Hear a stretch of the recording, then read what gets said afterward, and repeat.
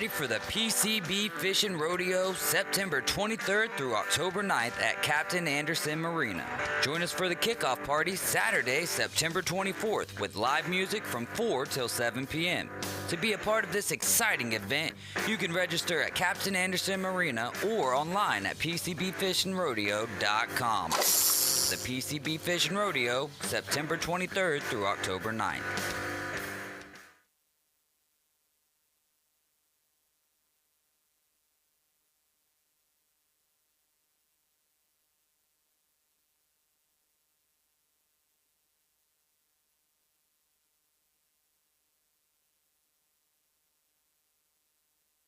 Rise and shine, campers. It's a brand new day. What a lovely morning. Good morning, starshine. Music happy this morning. Everybody, thanks for coming in early. The Coach James Hale Show is live and ESPN Northwest 4. Live from the J. Michael Studio. 104.3 ESPN Northwest Florida. Get past the people, get past the hit me.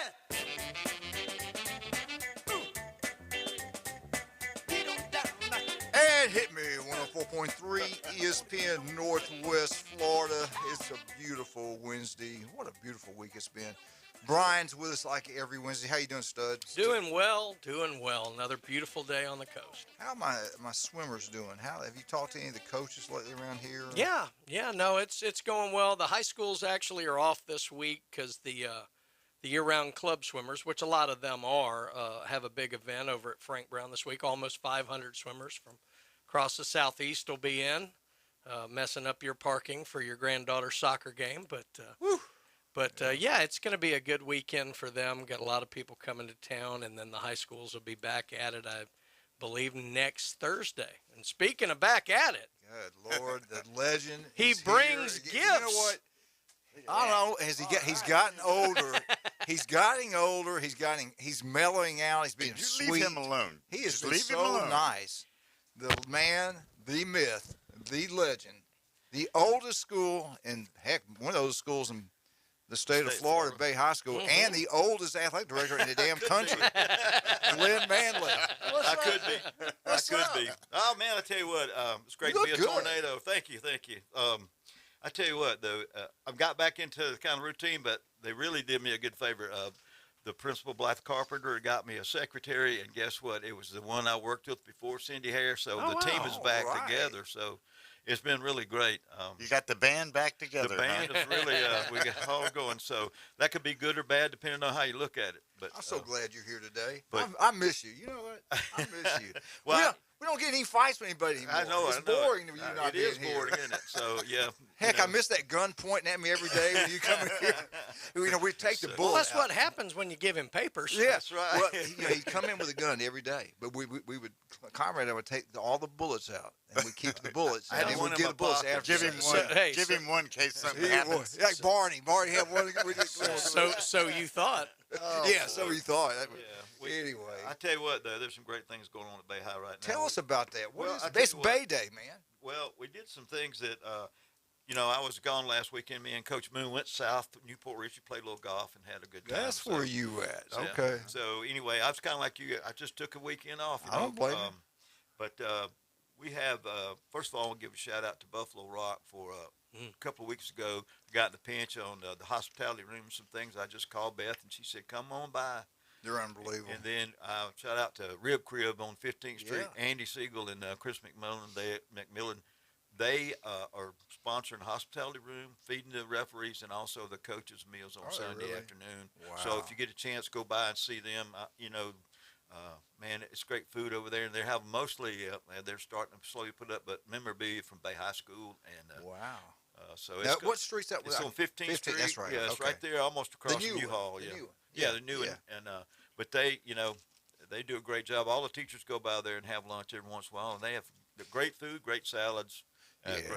Great place. And Andy things. needs to be coaching. He's too good of a coach. Well, I to be tell you sitting what, though, around. when you see his first paycheck, you'd say, "I'm not coaching anymore." I get it. I don't So, believe that. but hey, there's great things going on. I want to give a shout out to Julia Ward, the chorus and choir teacher. They had two people make All State, and So there, I forget Sophia's last name. I'm sorry, but there's Christian Peel and Sophia. They made it, and you have to go, I guess, to sing off wherever you go, and they had to perform. And so they made all state, and I think that's fantastic. And also, you know, they like swim and run cross country and do everything. So their time is really, you know, limited to what they do, and they're fantastic with it. So give a shout out to them. And Now, did you help coach that up? No. They pay me not to sing. So you know, so heck, man, you can sing. You and Elvis are great together. Well, let me just there's a lot of things that are happening. I got to give a shout out to Mark and Zach Deaton. They actually handle our wrestling program, and so we have some young men that actually competed, and they're in the top 20 in the state. And there's not a region or anything. It's only the top 20 in the state. So we have some really good wrestlers going on, and you know, this is the summer stuff, and kind of traveled around and do all that. So David Drake is in the 106 class. He's a freshman wrestling at Bay, and he wrestled for Coastline all summer. So that's another thing that goes on. And then we have Leo, and I forgot Leo's last name. You have to pardon me, but anyway, he's in 113 and has been 2 seasons under his belt. So he's made the regionals and semifinals a couple of years as last year as a sophomore. So congratulations to him. And then Eli. So they are all, So it's Leo Sanchez and Eli. They're 121, 113, 120, 132. So. You know, it's a great thing about being a tornado here. And then I want to make a little plea to some people out there. If you're a Bay High alum, if you would make a little donation to the athletic department, I will distribute it. But we have the girls soccer team. Whoever stored their equipment last year, it's not the coaches that we have now. Mm-hmm. They stored it in a place where there was no ventilation, and so we had vermin and other things get a hold of those uniforms, so they tried to wash them out, and they just kind of disintegrated. Oh, right. So what we're doing is we're trying to help them out. Now, they got a booster club that's doing a good job, but we'd like to help them out if you could. Just if you want a donation to any sports program, it's tax deductible. It's Bay High School, 1200 Harrison Avenue. Can they call you? They come by the school? They can come by me. Just come by and say you want to see the athletic director or that little short old guy. That's whatever you want to do. He'll answer to anything. Hey, you has worked, but they were bad mouthing you the other day. I'm sure they were. They were talking about when you get older, we're going to put. No, I didn't mean to say we. They're going to put applesauce on top of your head, around your mouth, and then push you down in your wheelchair and stuff. Yeah. I'm not going to tell you who it was. But see, applesauce is a great thing to help you swallow your pills. That's right. Absolutely. He already knows. He's ready for it. Well, actually, that sounds like a good day. My mother was a nurse for 40 years, and I was a medic in the military. So Yeah. How's Martha doing? She is doing fantastic. She's mean as ever. I just want to say. Is she watching today? No, I didn't tell her. I'll tell her next. She's coming down in October. We got to get her on. Right, so we got to get her on. But it's been fun. I tell you what, I kind of like it. I got back into it, but the only thing is my golf game is hurting. So. Mm-hmm. What do you have set hours when you're there, or do you go? Well. Actually, I'm just the athletic director, and if I was teaching, I wouldn't be in the athletic director until about 11:30. But I've been going in there at least 4 days a week, starting at 7 in the morning, and get off about 4:30. Okay. Because you just. So what I'm asking is, somebody needs to get up with. What's the best time to call? Most of the time, I'm there at 7:30. But so you can call me at 850-767-4635, or on my cell 850-866-7680. All right, we need to get money up for Bay High School. Well, I'm just trying to help out the girls' program, the soccer program, because we got new coaches and everything, and no uniform. Well, yeah, so we got to help out. They got to order them. Well, they're going to order them. I have some money in my budget, so I'm going to help them out a little bit. But. But you know what? Have the people in this town graduate from Bay High School. What would it hurt? I don't care if it's $5, $20. Just come by and drop off a little bit of money. Right, and anything is tax deductible. We'll write you a little receipt for it, and you can do it. And you never know, if you give a pretty good sum, I can get you a pass to all the Bay High home game stuff, whether it's football, basketball, tiddlywinks, or checkers. We'll take care of you. Glenn's good about taking care of people. There's no doubt about that. But anyway, I just want to give those shout-outs to those people. And I tell you what, the football program is really going well. Here you go. I didn't even go to Bay. Oh, thank you very much. There you go. Thank you. There's your first contribution. Did you see that? That's the first time he's ever reached that far across the table. Man, that's the fastest I've ever seen. We got to get you out to Bay Point. We play bingo. Oh, okay. Last night we had a great time there, Ryan, playing bingo. Well, you know, as old as I am and everything, if it gets past 8 o'clock, I'm probably going to take a nap. So, because especially I've been working all day. Well, and when you were doing the show, I'd call. He'd be up real late at night, and you get up early, and I was going to bed early. So I don't know. I couldn't. I remember you were staying up last night. How do you do it? So now you actually are going to bed early? Well, for me, 10:30 is early. So that's late for me. But that's way late for me. Well, when I was in the military, I worked double shifts in the emergency. Wait till you get older, though. It's going to be tougher. Well, no, it's just hard to do it. Now, if I get horizontal, it's snooze time. But as long as I'm sitting up, it's kind of like one of those little dolls. If you lay it down and the eyes closed, they drool all over themselves. It's not a pretty picture. No, it's not. So you don't want to take that one. We used to do a show. When we did the show, we used to talk about his habits at home. I go to his house and say, what are all these mirrors for? He goes, I just want to look good, make sure our hair's in place. Yeah, okay. Anyway, it's Bay Day, baby. Yeah. They're off this week, Glenn. Well, did you make the schedule where they had 2 weeks off? No, I did not. I think they knew we were going to be pretty good, so somebody didn't want to play us. Oh, really? They pulled out? Well, they had a conflict, and I think Coach Brown could tell you that, but I think we had to go to Enterprise, and so that took care of one of the games. Yeah. And really, now, they didn't count against y'all's record. No, it didn't, but Max Preps thinks it does. So yeah, because everybody says, well, they've lost. And I said, no, they haven't. That was a jamboree. But you know, Max Preps, they come watch everybody play. You know what I'm saying? They're highly intelligent. But I just want to thank everybody for at the school that's taking care. They're taking care of me. I tell you what, I hardly know any of the faculty. Because they're all. It's been 9 years since I was teaching, and so. Well, everybody's been nice. You're in your 90s. They're they're younger. Yeah, that's true. So I hope I look that good in my 90s. Do y'all communicate well? Can they understand what you say? Yeah, they do. I tell you what. When I first started, I was a paper guy in a digital world. I mean, it was everything. Everything is digital. Even your FHSA cards are digital. So to get a ticket, you got to use your phone now to get a ticket. Right, but we sell tickets. People are thanking us for selling tickets because some people just don't want to do all that. I don't want to do that. And so it's been really well, and the attendance has been really well. And then the thing about that is, as you're winning, it's increasing. So, not this week, but I think the 30th, I think it is. We play North Bay Haven at home. We're the home team. Then we got Mariana, and then we go to Fort Walton Beach and a couple other places. And so the last home game, though, I don't know if Coach Brown scheduled this or not. I got to go to Northview Brat. You can't get there from here, so y'all are going up there. Yeah, that's a long way. It is. That's out in the middle of cotton field. You can see cotton out behind that high school. Seriously. Well, when I was calling high school basketball, there in the region, we'd go to Century. So it's up there. I tell you what, now they got a chance to do something special this year. They do, and Coach Brown has done a good thing. He has surrounded himself with great coaches. But what's really nice is they're all in the school. Except a couple of volunteers. Yeah. And then so they have contact with the kids all the time, and so that's really makes a great thing for them. And that you look at most schools now, especially now south, half the coaching staff not even in the building. Right, and that's been a problem. But you know what? The way they cut back and things, and the money. It's hard to get people to do things for whatever you're getting paid. So. Well, Glenn, there's one thing that you're really good at, and that's eating. And today is Wednesday.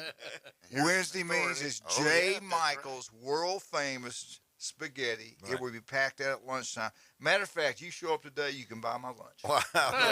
Yeah, good. Glad I'm working. You almost fell for it. Yeah, okay. All right. Get out J. Michael's, have a great time. They only do it on Wednesday. It'll be packed out lunchtime and dinner. Get down and have a wonderful meal. You've had it before. You know that's fantastic. When Glenn goes there, honest to God, he gets it all over his face. I have to help him. We go to the bathroom. Oh, that's a plan. That way you have more for later. That's right. It's all over that way. Yeah. Now the applesauce is a lot easier to get off than the spaghetti. Than spaghetti sauce. But anyway, I also want to thank Stevenson Air Conditioning. Thank you guys so much for sponsoring the Alabama Update and sponsoring our show here. If you have any kind of problems, anytime, day or night, give them a call. They'll be out there and help solve all the issues you have.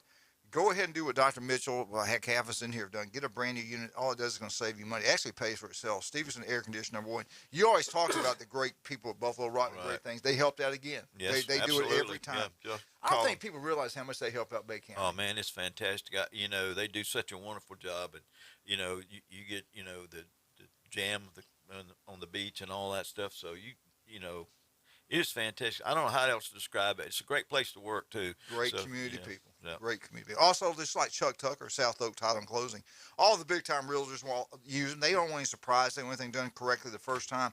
Chuck Tucker, number one. Make sure all your real estate needs, you demand South Oak Title and Closing. Also, we're going to have some special guests today inside of the studio. One of them is Jennifer Vigil, and she is from Destination Panama City. She wants to come here and talk about Oktoberfest. It's this Friday, September 23rd. Starts at 6 p.m. at the Destination Panama City Visitor Center. We're there for the 4th of July. It was a blast. Anyway, the important thing is, a little bit later on, Coach Hale is going to give away a free ticket or a set of tickets, not sure, a couple of tickets or a ticket, $45 value per ticket to go to the Oktoberfest at the Destination Panama City Visitor Center. We're going to be doing that a little bit later on in the show, and we're going to be talking to Jennifer to get a little bit more detail about that. Also, Lauren's going to be back, and she was in here yesterday. So we're looking forward to that and find out what's on her mind. She's going to be here all week long. So come back and hang out with us here on the Coach James Hale Show on ESPN. 104.3 Northwest Florida. 102.1 and 101.9 in St. Joe.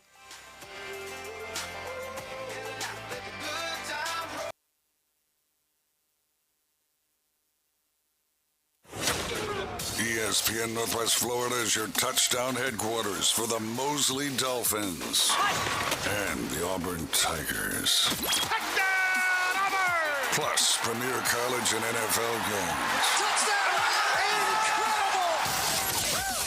Incredible! Your source for the most live football on the Gulf Coast in a rich audio experience. 102.1, 104.3 in the ESPN Northwest Florida app. Good Wednesday morning, partly to mostly sunny skies today with temperatures just over 90. Northeast wind 5 to 10, water temperature in the Gulf 84. Mostly clear around 74 tonight. Thursday, the first day of autumn, mostly sunny about 95 degrees, more the same for Friday. This weather forecast has been brought to you by Mid-South Lumber, the best little lumber yard in Panama City. For 104.3 and 102.1 ESPN Northwest Florida, I'm meteorologist Tim Root. Hey there, folks. Welcome back to another college football season. And welcome back to another season of Fansville by Dr. Pepper. That little slice of heaven. Every man, woman, and student section drinks Dr. Pepper like their life depends on it. It does. Where the air is filled with the scent of charcoal grills, and the streets are marked with yard lines. Practical. Where the current trending baby names are Blitz, Spike, and 2-point conversion.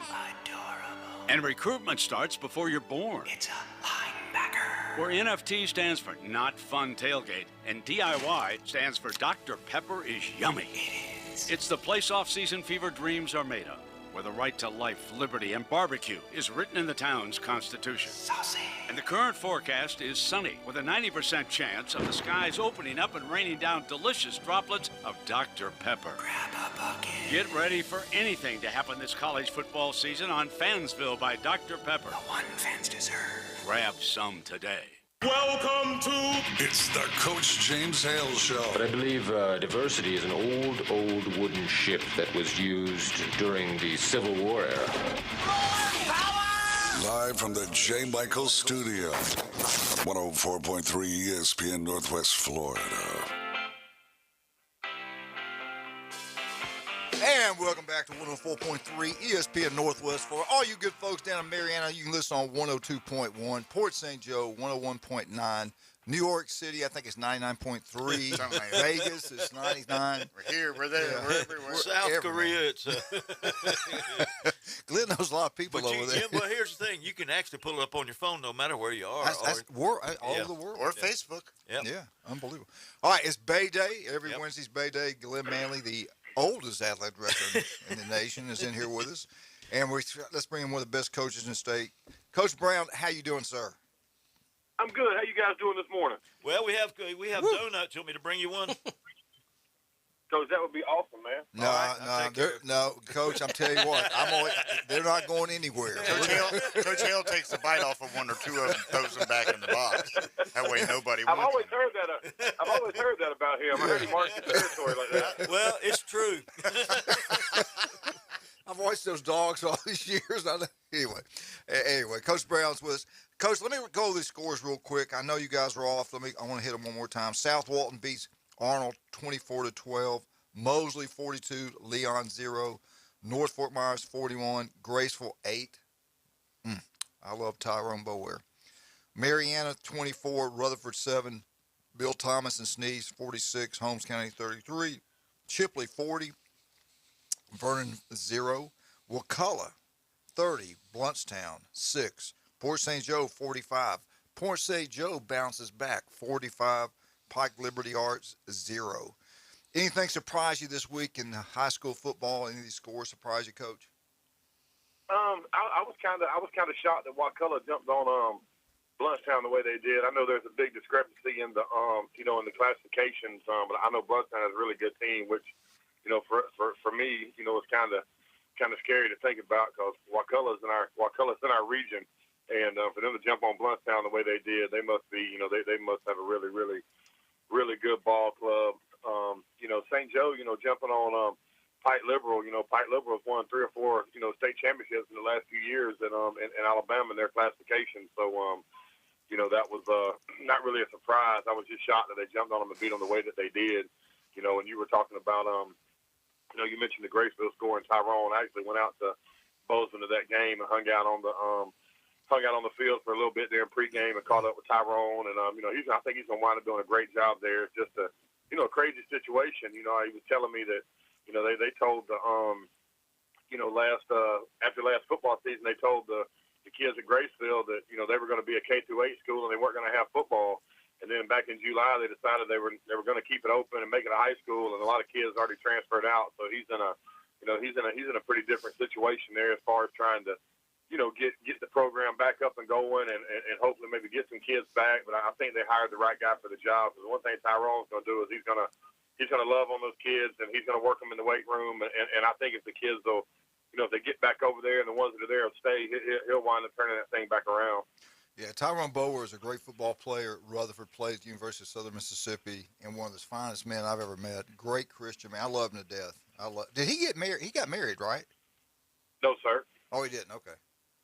No, sir. Coach, you're spreading rumors. He's spreading rumors again. I thought he was. I guess speculation. Tyrone, forgive me. I don't think that's a forgivable offense. Anyway, tell us what you've been doing. I know Glenn. Has he been out there at all helping with the kickers? That's what I want to know. Has he done anything to help you? He has. He's been out helping with Daniel, and which has been, I think anytime your kickers can get that personal attention, it's not only good for them physically, but I think it's good for them mentally. Because I think sometimes those guys, especially in high school, you don't have the budget like other schools where you can have just a kicking coach. You know what I mean? Those kids are kind of sometimes get, hey man, just go work on this. You know what I mean? But when Coach Manley comes out there, I think it makes Daniel feel a little bit more important. But as far as what we've been doing, last week we were all helmets. We didn't hit it all last week. We let some kids get healed up from just your run of the mill bumps and bruises. Our first 4 games were 4 physical football games. This week Monday we hit a little bit. Gave them off yesterday. We had to give them off yesterday so we could go down and go over and watch Jinx play. My sons play over at Jinx, and so we wanted to go watch them. And then we'll scrimmage today. We'll hit today and tomorrow, and we'll give them Friday off. Again, kind of get back into the physical part, and then next week we'll be back into a normal game week. Yeah, That has to be the hardest thing you've been through. I just couldn't imagine having 2 open weeks back to back. Talk about that. What's the mindset of the kids? Yeah, it's it's uncharted territory for me as a coach. I mean, I've been coaching for over 25 years, and I've never been in a situation where I've had back-to-back open weeks. You think going in like, oh no, you'll just do this and this and this, and then you get into it, and the kids' mental psyche is definitely different. You know what I mean? I mean, the kids know they know there's not a game. And I think that's one of the things in coaching now that's so much different than years ago was that just getting kids, getting their energy level up for practice every day is a tall task sometimes, but it's really tall when the kids know they don't have a game. So we just kind of trying to do things to keep them engaged, keep them engaged mentally, shorten practice up so they're not out there as long. So we've been talking to them the last 2 weeks about quality over quantity. You know what I mean, and control the things you can control. And we talked about it's important for us to. There's a lot of things that we need to clean up. Some things that we've been able to show them on film, and the kids have responded. You know what I mean? It's just but you're still dealing with 16, 17-year-old kids, and they're looking through a different set of glasses than we as coaches are. You know what I mean? They just want to get to Friday night. Next Friday night. And we're trying to tell them, say, man, we got to live today, and we got to get better today. And so, we've got to continue to keep it fresh for them. And we're going to do some different stuff in practice today, some competition drills and some hitting drills, and let them scrimmage a little bit, and just to kind of keep their keep the excitement level up, and get through this week. Because we know if we can get through this week and get some things accomplished, then next week we'll be back normal. And you don't have to worry about getting the kids ready to play when it's game week. Coach, who scheduled the Northview Brat game? I'm going to go to that game, but I don't know if you can get there from here. Yeah, that was that was the second end of they came over and played Bay High last year. So I think that was a 2-year deal, and that's a long that's a long trek. I told somebody the other day, they asked me where it was at. I said, well, it's about 3 hours on the other side of nowhere, and once you get there, you got about an hour to go. Yeah, that's right. It's right on the line, Alabama line. Yeah, it is. I know it. I've called basketball up there. I'm telling you, you keep riding and you keep riding, and just like you said, I'm going, okay. So, but Coach, let me tell you something. How is it working with the oldest athletic director in the state of Florida? Hey, so far, Coach, it's been really good. I mean, he's been able to keep the Coke Zeros and Diet Dr. Peppers stocked down there in our office, and he's doing a great job with the paperwork, which is for the football coach, that's a pretty big that's a pretty big deal, because it's like it's not like we don't have enough to worry about, but no, he's done a great job. We're really happy to have him back on Harrison Avenue, and getting him off the golf course a little bit. Yeah, you've done that. I tell you what, though, when you go down there and talk to, like you and your staff, everything is in order. So it's not really hard to check the paperwork when it's all done correctly. So, and I have to give a shout out to all the coaches I've met with so far. They have done a great job. They've made my job easier. Like I said before, though, I was a paper guy in a digital world, so that took me a little while. And you can't teach an old dog new tricks. Just sometimes he goes where he's not supposed to go, and gets reminded about it. So, yeah, Coach, when we had him on the radio show, Conrad and I, he's getting older, so he's got to go to the bathroom all the time. I mean, between breaks, he's running over there, and even sometimes during the show. But he can get mean sometimes, so he'd get me and Conrad mad. So we'd wait, he'd go to the bathroom, we'd lock him in the bathroom. And then we'd let him out later. We made him promise he'd be nice, and then he'd do it. So just lock him up in the bathroom if he gets out of line for you. We have to pause for the calls, man. I tell you. That's a good piece of that's a good piece of information. I'll keep that in mind. Hey, what's the rest of your schedule look like? I know you don't want to look ahead of anybody, but if you wouldn't mind, just give us kind of a rundown of who you got left. Yeah, we've got we've got North Bay Haven next week, which is our first district game. Then we got Mariana. Then South Walton. You know what I mean? Is it's kind of the they've had a lot of success against everybody in the area the last 3 or 4 years. Coach Deese has done a great job. They've had a lot of success against Bay High, so that's another one of those that, we feel like we like to bounce back and hopefully get a win on that one. Then you've got Rutherford, Fort Walton Beach, and then Northview. Those are our next, I guess will be next 6 games. And so we feel like the first 4 games were tough, having this 2-week break, and then I think you talk about you talk about Fort Walton Beach. You're playing up, 3 or 4 classifications. And that's always the issue because they're going to have a type of depth that we're not going to have across the board. And then we got to go over there and play. That's kind of one of those games that you're like, man, you know what I mean? You hope you get out of a game like that injury free. It's going to be physical. And then trying to get through these district games. North Bay Haven, what they're doing on offense, and they're running a little more of the option stuff. And you guys know as football guys, you got to spend so much time during the week just teaching your option rules, and that's something we started going over last week. Making sure somebody's on dive, making sure somebody's on quarterback, and making sure somebody's on pitch, and it kind of gets you out of your normal, what you normally see every Friday night. Right. And then Mariana, you know what I mean? They're still running the single wing stuff and a lot of different unbalanced type formations. And again, that's 2 weeks in a row where you're basically now you're kind of getting out of your normal scheme, and you're having to go in there and say, okay, these are kind of what we would consider to be your non-traditional offenses and what you see. And so the next 2 weeks to be going to be really important for us to get out of both of those games with a win, just because of what the other schools do on offense. It's not something our kids see every day. Coach, we got to take a break. Thank you so much for coming on. We'll talk to you next week. Keep those guys in shape. Good luck. We'll talk to you next week about what you did. Just get ready for it. All right, Coach. I appreciate it. Y'all have a good day. Thank you, sir. Appreciate it.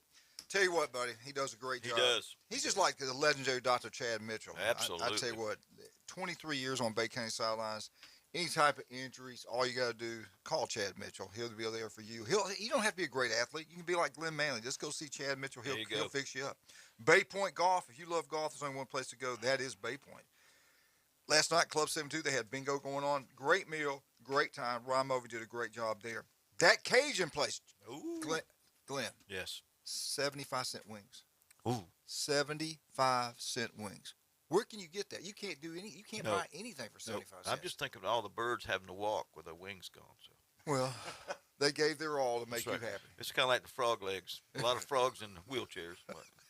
So anyway, get out there. And I tell you what, they have some great. That's the first time I've heard that one. That's a new one. You ruined all my commercials. Thanks a lot, man. Hey. All you got to do when you go to the Cajun place, wear your colors, man. Wear that FSU shirt, Alabama, Auburn, Georgia, Florida, whatever you want to do. Great drink special. Get that Cajun place. You'll love it. We'll be right back. 104.3 ESPN Northwest Florida, 102.1 Mariana, 101.9 Port St. Joe.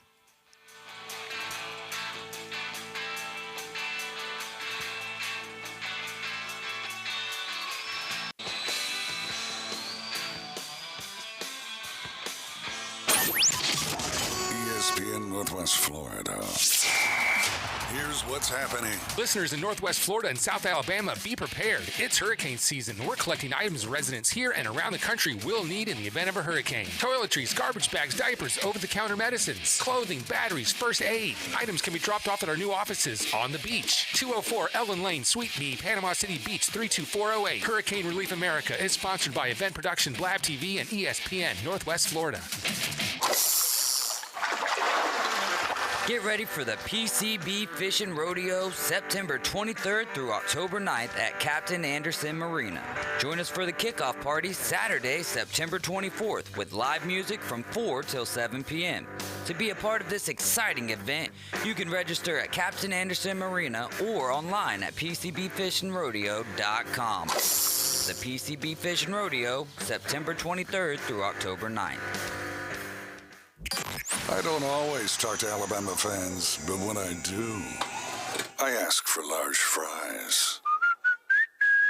Now back to the Coach James Hale Show on 104.3 ESPN Northwest Florida.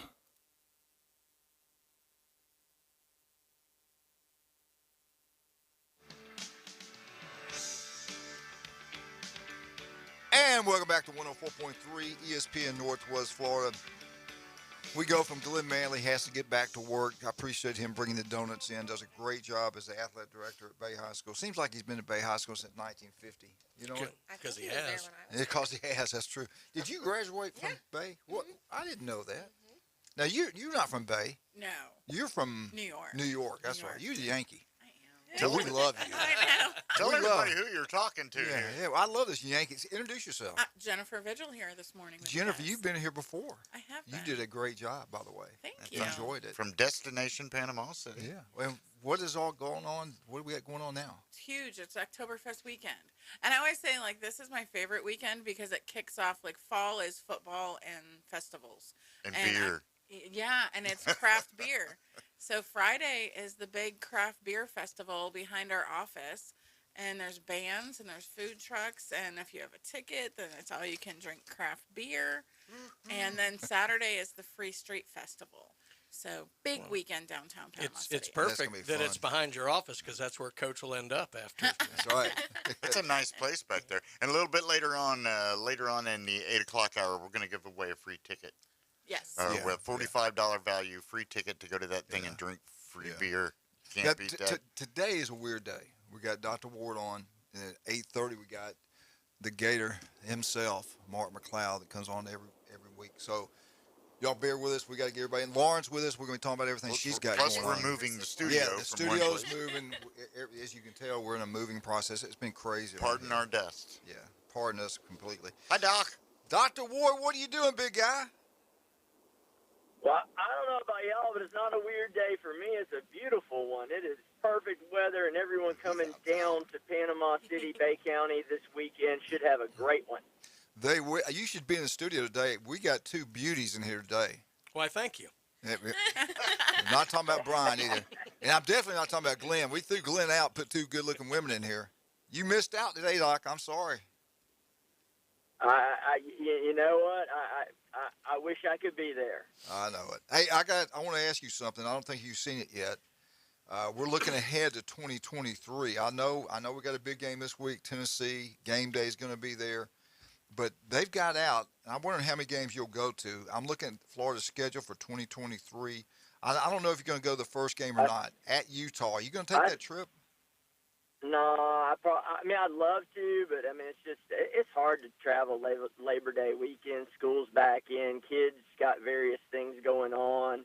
They probably got, their friends are wanting to get together. I think that's going to be too busy for us to take a trip that weekend. It would be great, but maybe once the kids are all out of the house, I can travel and see all the stuff I want to see. All right, remember, this is 2023, September 2nd at Utah. Then they come home and play McNeese September 9th. Then September 16th, and then Swamp, the Tennessee Volunteers. That'll be a big one right there. The next week, they've got Charlotte, September 23rd. And then another big ball game, September 30th at Kentucky.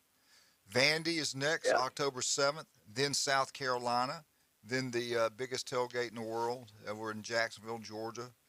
Then they get home. The home game, I like this one. Arkansas is the crossover game. They get them at home. They're at LSU the next week. They're at Missouri the next week, which will be a cold on November 18th. And then the last game, November 25th. I think that goes back to I don't know if it's a Friday or Saturday, but they got Florida State.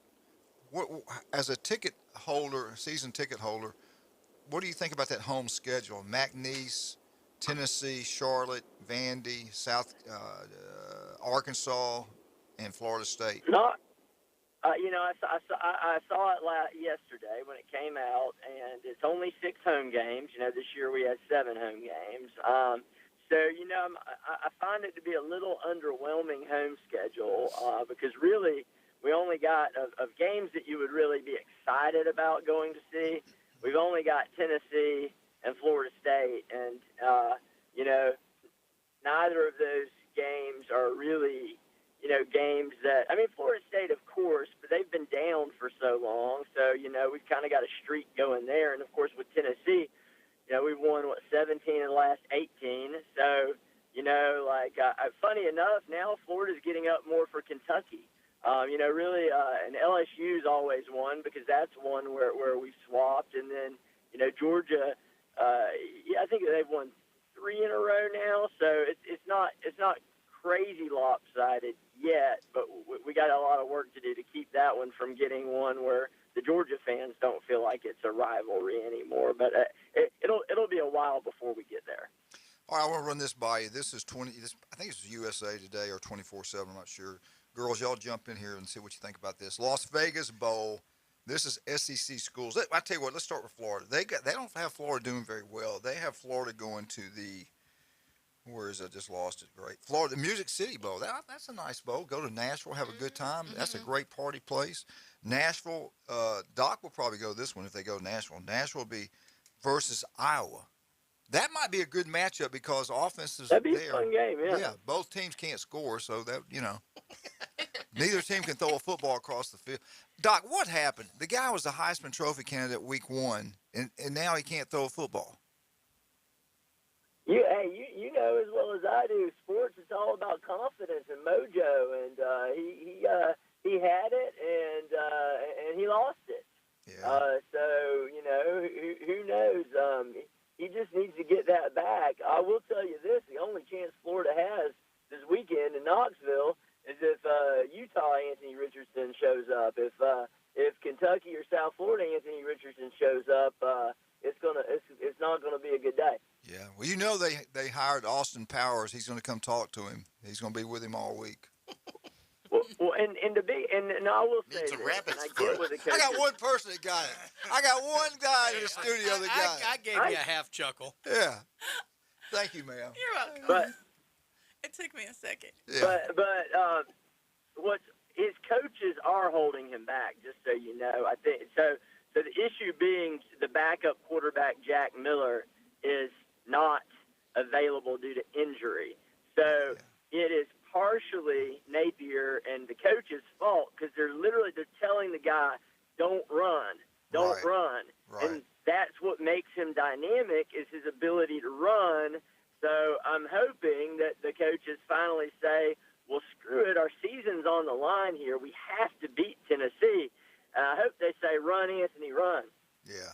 I'll be honest with you. We got Mark McLeod coming on at 8:30 today, and he's been down there all week and going to the meetings and everything else. He was at the game. We were texting back and forth. And I went absolutely crazy when it was 1st and goal on the 5-yard line. They're getting ready to score against South Florida, and they let him throw the ball. They threw the dang ball. Yeah. I know. They were gashing them for 8-10 yards every run, and 1st and goal at 5. Let's throw the ball. Yeah. Although, I will tell you this: the call on that play was a run, and Anthony checked it to the pass. You're right. So the coaches had the right call, and if he had not checked to the pass, it would have been a touchdown. So he almost threw a pick six. Again, I mean, thank goodness he stopped the guy from scoring that. But I about threw my drink through the TV set when that happened. I couldn't believe that. I really. But South Florida, that quarterback couldn't throw very well either. No, you got to give South Florida a lot of credit. I mean, you watch that ball game, and yes, did Florida make some mistakes? Yes. But did South Florida do everything they could do to confuse the defense through misdirection? Yes. Did they? I mean, that was not an easy team for our defense to prepare for. And yes, while Bohannon was off a bit on some of his throws, he is a dynamic. He's a very good quarterback, as evidenced by the fact that he took Baylor to a 11-win season last year. I thought he did a very, very good job. I thought that whole coaching staff did a good job. So hats off to South Florida. I think they'll be a team that, as the season progresses, gets more and more dangerous to play. Yeah, that was their Super Bowl. That's the biggest game on their schedule, and they played like it. Got to give them a lot of credit. Why Florida plays them, I wouldn't have done it because all you're doing is helping them out. Florida doesn't need to help anybody else out. That's just me. But anyway, hey, Doc, don't get off the phone. We'll hold you over. Lauren, let's talk about some of our great sponsors. Lauren, what do you got going on? Tell everybody what you do. Yesterday, everybody heard you. Let's tell them again. Yes. So I am the marketing director for the Lawrence Group. We are a part of Keller Williams. We're a real estate company here in North Florida. So what I'm doing on Friday, it's almost Friday already. I know. Wow. Okay.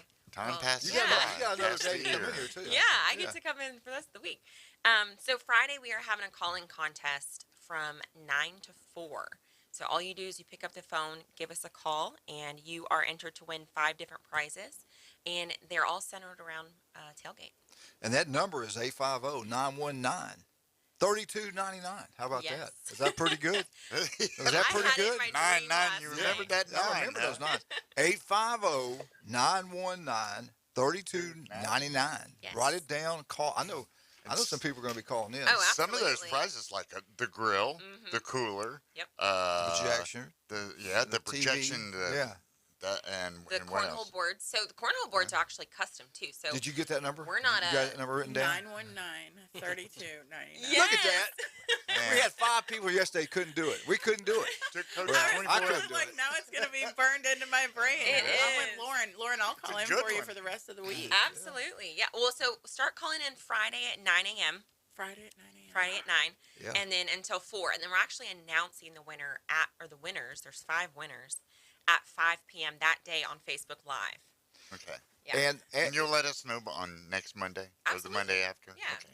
And a matter of fact, if you want to go have lunch, you can call it during lunchtime at Rudy's Barbecue on Back Beach Road. You go by it every day to work. Oh, yeah. It's absolutely great facility, brand new, 350 seats, TVs everywhere. The food's incredible.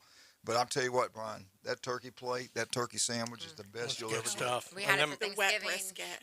Wet brisket. The wet brisket Hey, there. That's don't the forget deal. them breakfast tacos, too. Well, the Rudy bacon Tootie's room. breakfast. If y'all had a meeting in the Rudy Tooties, that big room they got in the back, that's Rudy's Tooties. That was named after my granddaughters. Really? Yeah, their pictures are in there.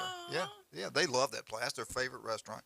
Get down to Rudy's Barbecue, have a wonderful time. And if your vehicle's looking really old, that Camry's dirty, it's got a dent in the side of the door. Why'd you say Camry?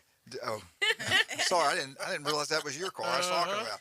Blue Sky Express Car Wash, go try it. You'll love it. They bought the best equipment. The wax, they spent a lot of money. They get the best you can buy. That's the You reason it spend a works lot so of well. money on your car. You better spend a lot of money on keeping it decent. Man. And the only thing better than that, you get that car looking good. Where are you going to go? Newbies. We all going to line up at Newbies sooner or later. The Mothership, the best bands in the Southeast, but Newbies too on the curve. I tell you what, that's where you want to go watch the sporting events. Any kind of football game, go have a great time there. They do a great job. John Sharp, love you guys. We'll be right back. 104.3 ESPN Northwest Florida, 102.1 Mariana, 101.9 Port St. Joe.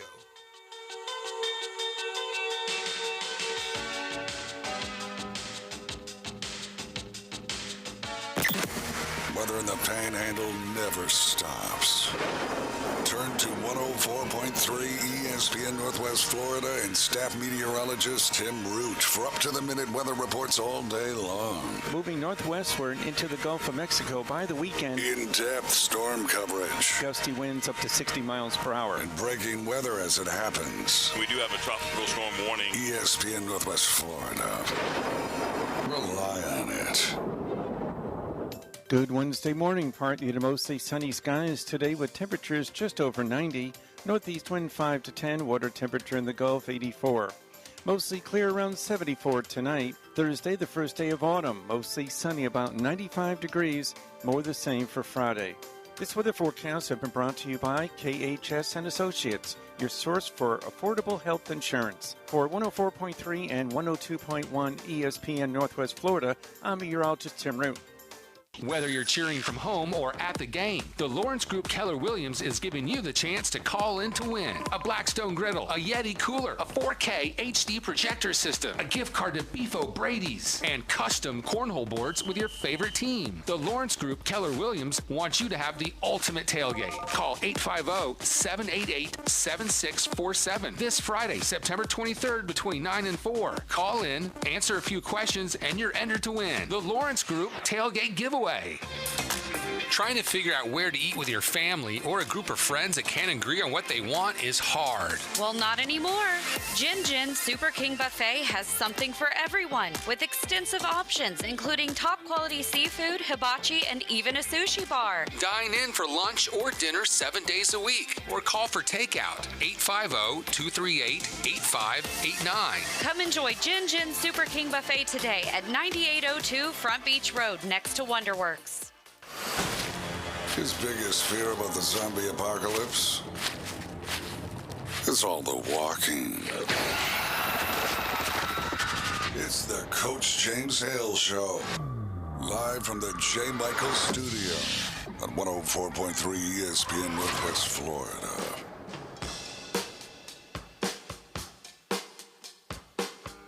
And welcome back to 104.3 ESPN Northwest Florida. You think about, hey, where can I go watch the game this week, have a good meal? It's, you know, if you love Mexican food. That is a good question. Oh, I do love Mexican food. Oh, my God. That is my favorite food. El Rodeo Tequila Bar and Grill, happy hour now, all day long on Saturdays and Sundays. Listen to this. I can ride my bike there. You're going to love this, I'm okay? going. $5 pitchers, but this is what I love. You get a beer, buy one, draft beer, next one's free. Margarita, small one, small margarita, buy one, next one's That's free. for Lauren. Yeah. Right. House yeah, I like that. House wine, buy one, get one free. Happy hour Monday through Friday now is 3 to 7. They've got bands about every 2 weeks in there playing music and stuff. But this is the place to go watch all these sporting events. The food's great. The newest and best Mexican restaurant in Bay County. It's right across the street on Thomas Drive, right across the street from the Navy base. You can't beat it. But happy hour, man, all day long on Saturdays, Sundays. Great people. Mike does a great job down there. Dave does a great job down there. All right, let's bring him back on. Dr. Ward, we got you? I'm here. All right, let's get – what you got anything? You got anything for me today? I got some stuff for you. Do you got anything for me today? I do. I wanted to talk about how bad the SEC West is this year. I mean, you go top to bottom, and it's been disappointment. I mean, even Alabama is disappointing this year, you know? Like, they had that really close game with Texas that, by all accounts, they should have lost. And then I'm thinking, well, maybe Texas is pretty good. And then I turn on the Texas-UT San Antonio game, and UT San Antonio's beating Texas in the third quarter. I mean, if it weren't for depth issues, San Antonio played with Texas the very next weekend. And then A&M's probably the ugliest team in college football to actually watch play. And then Arkansas, you know, maybe Arkansas is good. You know, I got a phone call from Ethan. They were looking bad. I mean, looking really bad against Missouri State. Missouri State, really? Really the only team in the West that has not totally, disappointed is Ole Miss at this point. And, you know, who knows, because they haven't played any really good teams yet. So, Mississippi State stunk it up against LSU. And that looked horrible. So, and you look at the East, and you've got Georgia killing everybody. You've got Kentucky playing great football, and you got Tennessee playing great football. I think the story so far is that the SEC East is clearly better than the SEC West this year. Okay. You can't argue that, really. You can't really argue as a Kentucky fan, I have to go along with that. Yeah, well, it's just we've only played 3 games. We'll see how it plays out. As a Kentucky fan. Yeah. We'll see how it plays. But he's right. You look at LSU, you know, but the LSU's improving. They've gotten better since the Florida State game. But you're right. Maybe the East is coming back. I remember when Spurrier was in his heyday, the East was the power before Nick Saban comes to Alabama. I mean, really. We'll see, though. I was going to ask you, too, real quick. Arkansas, because I'm not sure which way I'm going to pick this one. Yeah, I do. Arkansas, Texas A&M, in Jerry's world. Who do you like? And A&M's favorite. What does Vegas know? They're favored by 2.5 points. I think Texas A&M was the one that was coming first. Like when they talked about all the preseason stuff, Texas A&M was the favorite from the beginning. Yeah. So it's probably still carryover. Maybe we're still early, right? Yeah. What do you think, Doc? So I did bet on this game, but I did not bet the line. I bet the points, and I took the under. What was it? 48. It was 48. I think. Texas A&M has pretty much shown that they're not going to score 20 points on a good team. And I believe the A&M defense is mean. I mean, I believe in the A&M defense. Their offense just is totally inept, and it doesn't matter whether they play Haynes King or Max Johnson. They both, neither of them make the offense shine. So I think it's 100%. I think it's 100% a low-scoring game, and I thought 48 was too high. Yeah, I think you're right there. I don't think either one of the offenses would be that. To score that. But let me ask you this. The third year, the elite coaches, I'm talking the elite of the elite coaches in college football, about the third year, they've won a championship. Nick Saban won the national championship at Alabama, and Alabama was really down when he took over that program. He did the same thing, I think, at LSU. He's third or fourth year he won a national championship. Jimbo Fisher, what year is this? His fifth or sixth? Fifth? I think it's his fifth year. What's the deal with him? I think he's way overpaid. His record at 50 games was less than Summerlin. So I don't get the love. And he's supposed to be a quarterback coach. When's the last time they had a great quarterback there? He under Jimbo, they have not had a great quarterback there. But before pre-Jimbo, they had Johnny Manziel. That was the last great quarterback. They also had Kyler Murray for a while, too. Yeah. Well, you were a coach. What problems did you run up against when you were trying to get things done? Money? They got all the money in the world there. Okay, so that's not it. Management? Upper management? He hadn't had a quarterback. I mean, they've recruited well. The development of their players, the way they recruit has been really good, but they haven't really done anything. They had one good year. The COVID year, they were 10-1. They lost to Alabama. That was it. Yep. That's the only thing he's done. It's awful. We have to say that. Mm-hmm. And he's making what, $9.5 million a year? That's crazy. Hey, I don't know if he's any more overpaid than our buddy Mel up at Tucker. Michigan State. Good gracious. Help me, Doc. Help me. Now, I tell you, if Jimbo loses to Arkansas and he loses, to Alabama, and then he loses to Ole Miss, and then he loses to, maybe Florida or LSU, I mean, he could be looking at a 7-5 season, and I think at that point, A&M boosters start getting a little bit unhappy with Jimbo. He needs to win this game. Yeah. He needs this game way more than Sam Pittman needs this game, for sure. Right. I agree. And his schedule's only going to get tougher as it goes on. We'll see how that plays out. I want to switch gears. We don't have much time with you right now. How much time we got? 4 minutes? Oh, good. All right, the Tennessee-Florida game. Tennessee, the last time I looked, was -11. Over, under, 62.5. Let's focus on the over and under. If you're betting, are you going to bet under or over? That's a lot of points. And by the way, I did not bet the over-under on this. I was very uncomfortable with that high number of points. So if I had to bet, I would actually take the under because I think that Florida's defense will play well against Tennessee, who primarily throws the ball, and that is the strength of our defense, is defending the pass. Yeah. I'm with you. Their defense is pretty good. What about Tennessee covering their 11? What do you got? What do you think is going to happen? They say never bet on your own team, but I think 11 points is too much. I favor Tennessee to win. I would be shocked if this were not a very tight competitive game throughout the entire game, with each team, because that is, you look at Florida's character and their team, kind of their team makeup, and they are very good at answering scores from the other team. Like, it's almost like that this team sees a challenge, and I'm very hesitant about picking Florida to win. I think it's unlikely for them to win. But I think 11 points is very generous to the Volunteers. I think it's 10 or less for sure. All right, they've played 51 times. Florida leads at 31-20. Game day is going to be there. They're excited. Knoxville, the place is going crazy. They can't wait. This is going to be a big deal for Tennessee. All the national media there.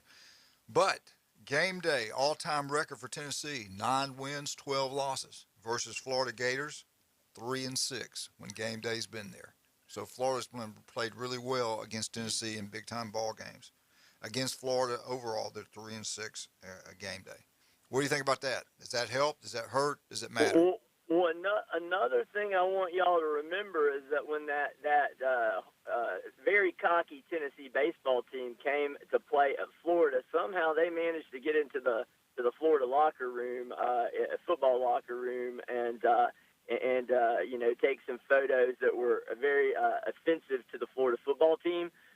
So the Tennessee baseball team did not do their football team any favors. So I think Florida's going to be up for this game. I think it's going to be a very, very good game. I'm excited about it.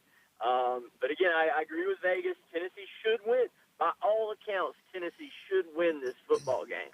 But the mental, psychological aspect of us owning them, as we have over the last 2 decades, sometimes that can't be overcome by what should happen. Yeah, Spurrier owned him, man. He was 8 out of 12. He won those games. He owned Tennessee. What do you say about the Citrus Bowl? You can't spell it without UT. Are we going? Is he going to be at the game? We need to put him on the plane and take him up there with us. Oh, I'm sure Spurrier's going to be at this game. Yeah. All right, Doc, we got to take a break. We'll be. I'll see you in about 9:15. Okay. Sounds good, Coach. All right, buddy. Thank you, Doc. Dr. Ward. All right, y'all have a good one. Thank you, buddy. Hey, skin cancer, it can be deadly. 1 in 5 develop it. If it doesn't feel right, if it doesn't look right, take her to see Dr. Ward. I just got looking in Philly. It's legal. It was legal. Easy there, old man. Yeah, it was legal. Go see Dr. Ward. She's throwing the flag. Go see Dr. Ward. If you listen right now, there's an office near you. He does a great job. Hey, if you love pizza, Brian, where are you going to go? Paparazzi. What do they have? They have everything. 3 restaurants in one. They do. They got pizza. They got a world-class deli and the bakery. Oh, if you can get past Coach Hale, they have great stuff. The Paradise Cake and the Napoleon. Try those both. One was named after Glenn, but I tell you what, the Paradise Cake is incredible. I'm going with the Stromboli. If you've not had their Stromboli, that is the best. Absolutely excellent. You know John? I do. Well, it's right around the corner from my house. So Does he really? yeah, You see I walk those over two? there. He got 2 German Shepherds. Have you seen them? No. These puppies? No. Those world-class dogs. I mean, he Coach is spent wanting a dog, fortune. so. He spent a fortune on these 2 German Shepherds. They're going to breed them, and they're going to make big money. I mean, they're championship dogs from championship everything. From one's from Germany. I guess a German Shepherd is from Germany. Well, not necessarily. I think it was from Switzerland. Really? I can't. Anyway. Go down to Paparazzi Gourmet Deli. You'll love it. Max Fit Sports Nutrition. Do y'all know Jason Kovaleski? You know Jason? You know Jason. Yesterday. You want to look better, feel better, go by and see Jason at Max Fit Sports Nutrition. If you're worried about any kind of virus, any kind of thing at all, he's got all kinds of stuff, man. Go try it. And you can try it actually before you buy it. All right, we'll be right back. 104.3 ESPN Northwest Florida, 102.1 Mariana, 101.9 Port St. Joe.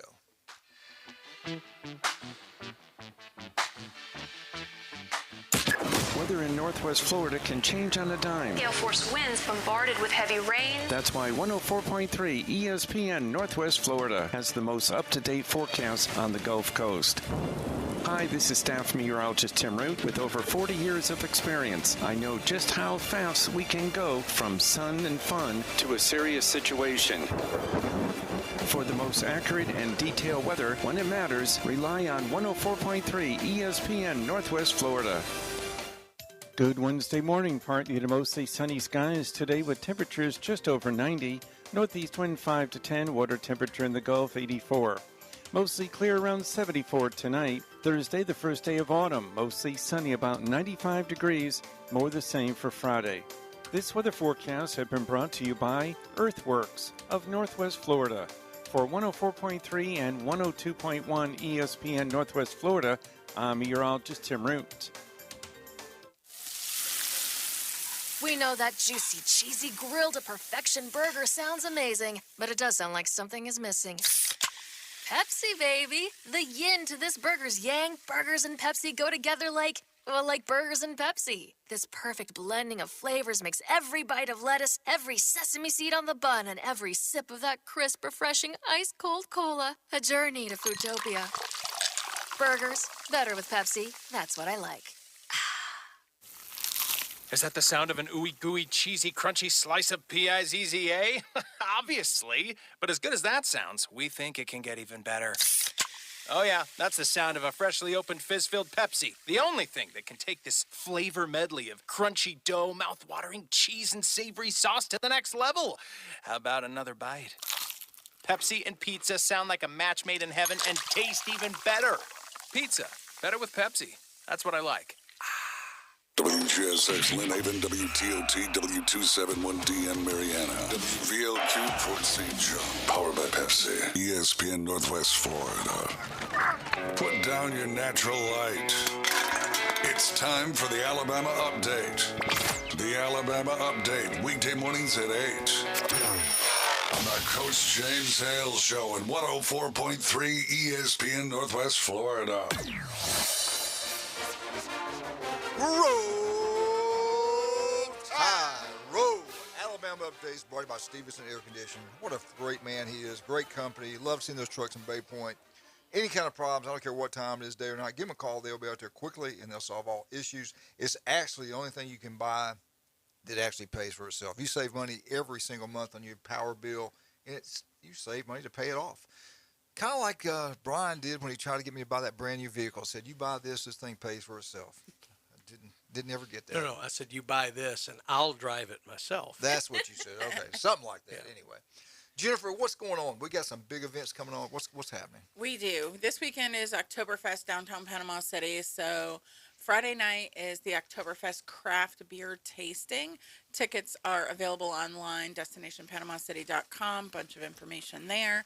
There's going to be over 75 different craft beer, meads, ciders for everybody to take part in. Got a couple food trucks coming. And then Saturday is the big street festival on Harrison Avenue. And that's between the 200 and 400 blocks. There's over 35 vendors for that. There's music all day.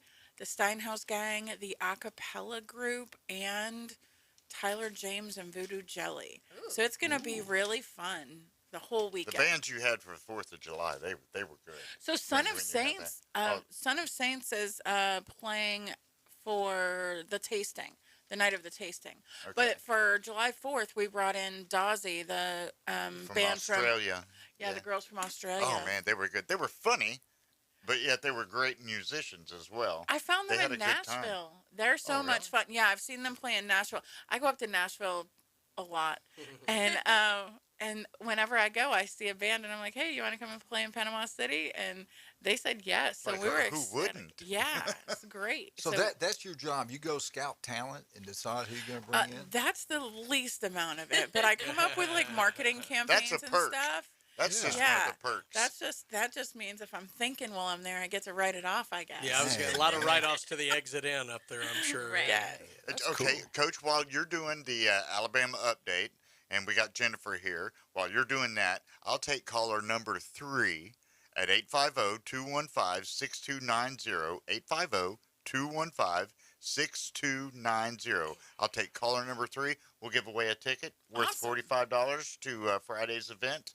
The beer tasting and everything. Great. All right. You heard it. What's that number? That number, 850-215-6290. Be caller number 3, and Coach is going to go on with the show, and I'll find us a winner. Okay? 3. I think your third one's Here we go. All right. Well, you know what, Lauren? Let's talk. We can do BAM in a minute. Let's talk about you. What? I feel like giving away things. We're giving a lot of stuff away. What are you going to give away? So Friday we're giving away a Blackstone grill. And it's actually a tabletop grill that you can, like, put on the tailgate of your truck. You can put it in the backyard, wherever you'd like. We're also giving away a Yeti cooler, and it has wheels. Yes, Yeti Tundra. And then we're also doing your custom set of cornhole boards. So whatever team you want, they're locally made. So we're going to get that team put on there for you. I love that. Yeah. I thought Go ahead and put the Crimson Tide on. Right? Yeah. We're also doing a gift card to Beef O'Brady's and your favorite, the 4K projector. That's what I want. System. That's what I want. Yeah. And that number. I'm going to win. 850-919-3299. Is it 919? I think you had it. She did. You did. 850-919-3299. Yes. And you have to call between 9 and 4 on Friday. It's true. It is true what they say about people up north compared to down south. You guys are pretty smart. I have a very good brain for numbers. You got a good memory. I'm going to win. Well, you can win 5 times, too. Yeah, you have 5 chances. Wait a minute. to So win.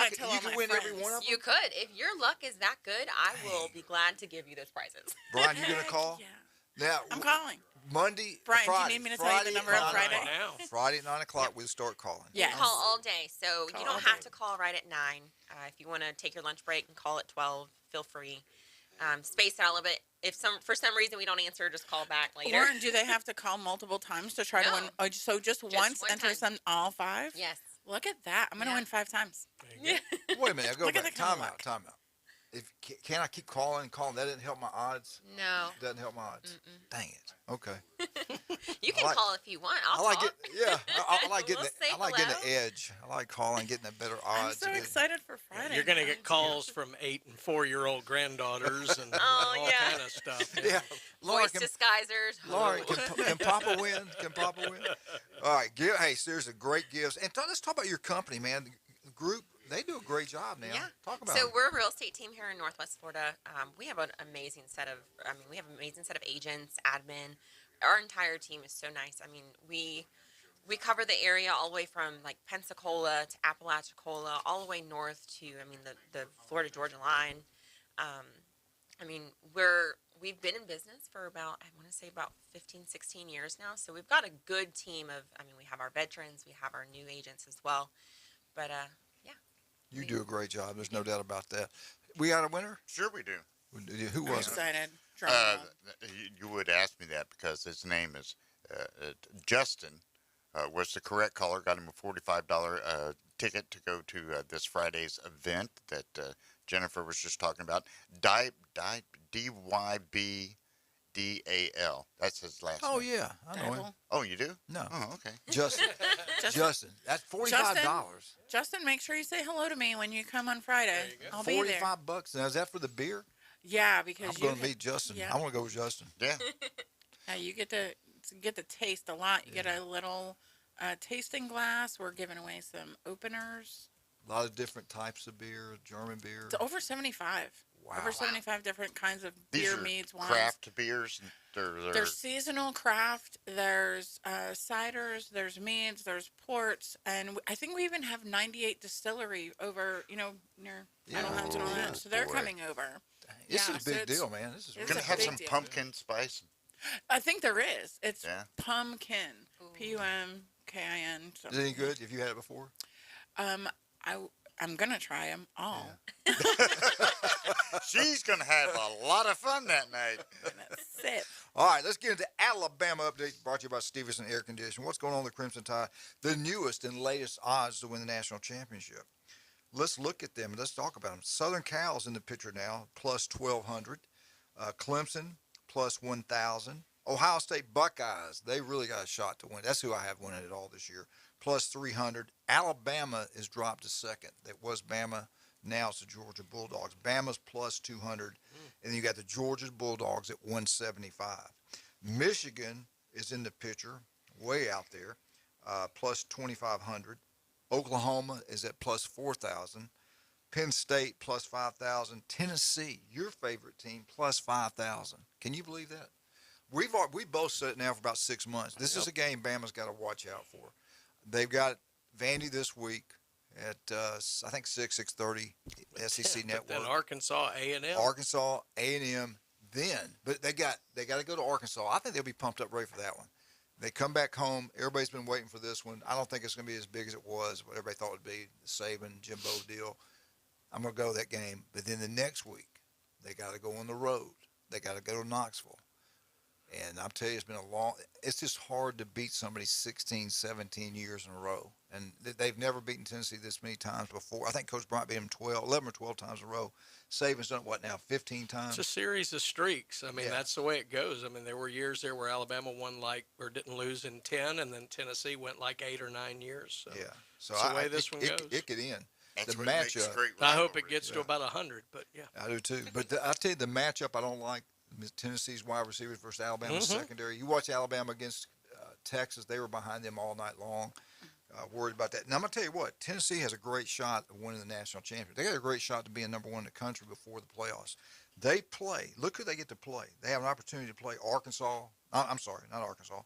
Georgia, which is ranked number one in the country right now. They got them on the road They play the number 2 team in the country, Alabama, at home. They win those 2 games, they're going to shoot up the rankings. They're going to be in the top 2. If they're not number 1, they're going to be number 2 behind Ohio State. So they got everything going for them. Their schedule sets up nicely. They're at LSU. They're going to play Florida, which is ranked. They got to play Kentucky, which is ranked. So obviously, you could really say Tennessee's got one of the toughest schedules in all of college football when you play the number 1 team in the country, number 2 team in the country. What's Kentucky now? 9th in one poll. I think Kentucky's like 9th in one poll. They got them. LSU's getting better. So their schedule's really tough. Everything sets up well for them. But if we're Bama, we just got to take care of business. We got to light up those cigars, man. Yeah. Keep smoking those things. All right, now, USA Today are there 24/7. They don't agree. They don't think Tennessee's going to get it done. They got them going to what bowl game? Can anybody guess? Steve Spurrier knows where they're going. Citrus Bowl. Citrus Bowl. They got Tennessee going to Citrus Bowl playing Minnesota out of the Big Ten. So I don't know. I don't know if I'd enjoy watching that or not. All right, Bama, they're favored by 38, minus 38. Vandy at home. What do you guys think? Do they cover? Does Bama cover against Vandy? Vandy's got a good quarterback. Their offense is moving the ball. They're scoring points. Defensively has improved, but still it's Vandy defense. I think they might. You think Bama covers? I think they could. Yeah. I think it would be pretty close. Yeah. It wouldn't be a high bet for me. But If they get 280 yards of total offense in the kicking game, they probably will. I mean, they had 28 points in the first quarter last week, and the offense was on the field like two times. Everybody's kicking game has been crap this year. Yeah. Everybody. And they've taken advantage of it. has. Yeah. What do you think, Lauren? Did they cover 30? Yeah, that's a lot of points down the SEC game. It's a lot. You think they cover? You don't. All right. Lauren says no. You say. all right, I'm going yes, Lauren. All right. We got one yes, one no. John, Luck is a lady. what do you think, John? Did they cover? No. Okay. Brian, you know. They will. They still have stuff to prove. There are guys still fighting to make sure they keep their spot to show Nick that they're doing the right things. I don't think Vandy's going to move the ball nearly as easily against this kind of defense, and Alabama should move the ball at will. So they're still in the trying to erase the demons of the Texas game mode. So Vandy's in for a long day. If this were 44-45, I might be a little more wary, but at 38, they're going to cover. All right. So Brian says they cover. You usually ride on these kind of things, so I might just jump in your bandwagon and See how you are. Yeah, I listen, I learn, Well, and okay, I try to make an intelligent decision, and he usually knows what he's talking about. So I could jump on that one. I had some other things. I lost my dang place, my notes. Doggone it. That's right. You're out of time anyway. Well, hey, that works out great. Hey, Alabama update brought to you by Stevenson Air Conditioning. I tell you what, man, everybody knows Chuck Tucker. Chuck Tucker is a legend. His dad was a legend, a principal at Mosley High School. Chuck's nothing but a winner. He owns and runs South Oak Title and Closing. All big-time realtors know him. They all use him because they don't want any surprises. When you go to closing, it's your money. You demand South Oak Title and Closing. They are number one, no doubt about that. Chuck, love you guys down there. 2 offices, one on Panama City Beach, one over here in Lynn Haven, South Oak Title and Closing. Don't forget what today is. World-famous J. Michael Spaghetti, only on Wednesday. It'll be packed out lunch and dinner. Go try it. You'll love it. Dino was in there this morning cooking. I love Dino. He is a good man. He's a good man. We'll be right back. 104.3 ESPN Northwest Florida. 102.1 Mariana. 101. We'll be right back.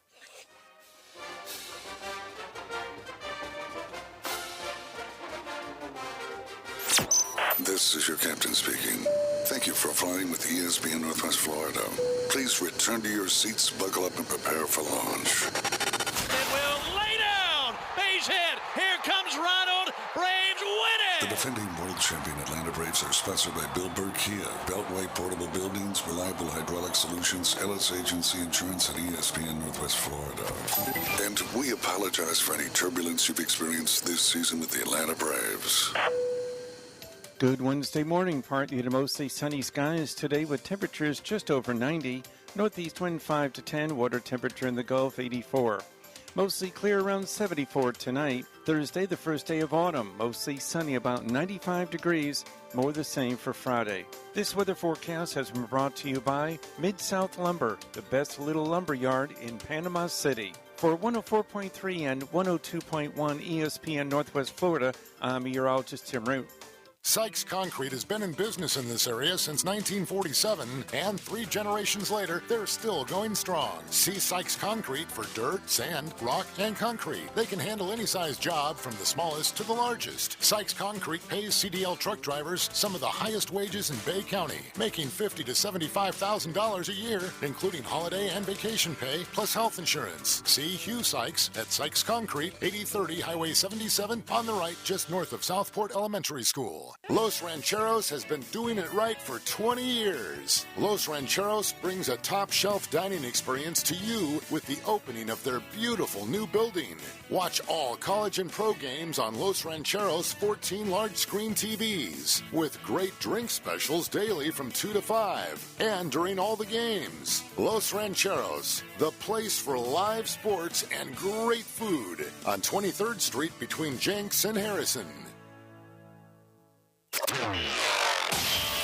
Tiger fans, join us weekday mornings at 8:15. It's the Bay Point Golf Auburn Update on the Coach James Hale Show at 104.3 ESPN Northwest Florida.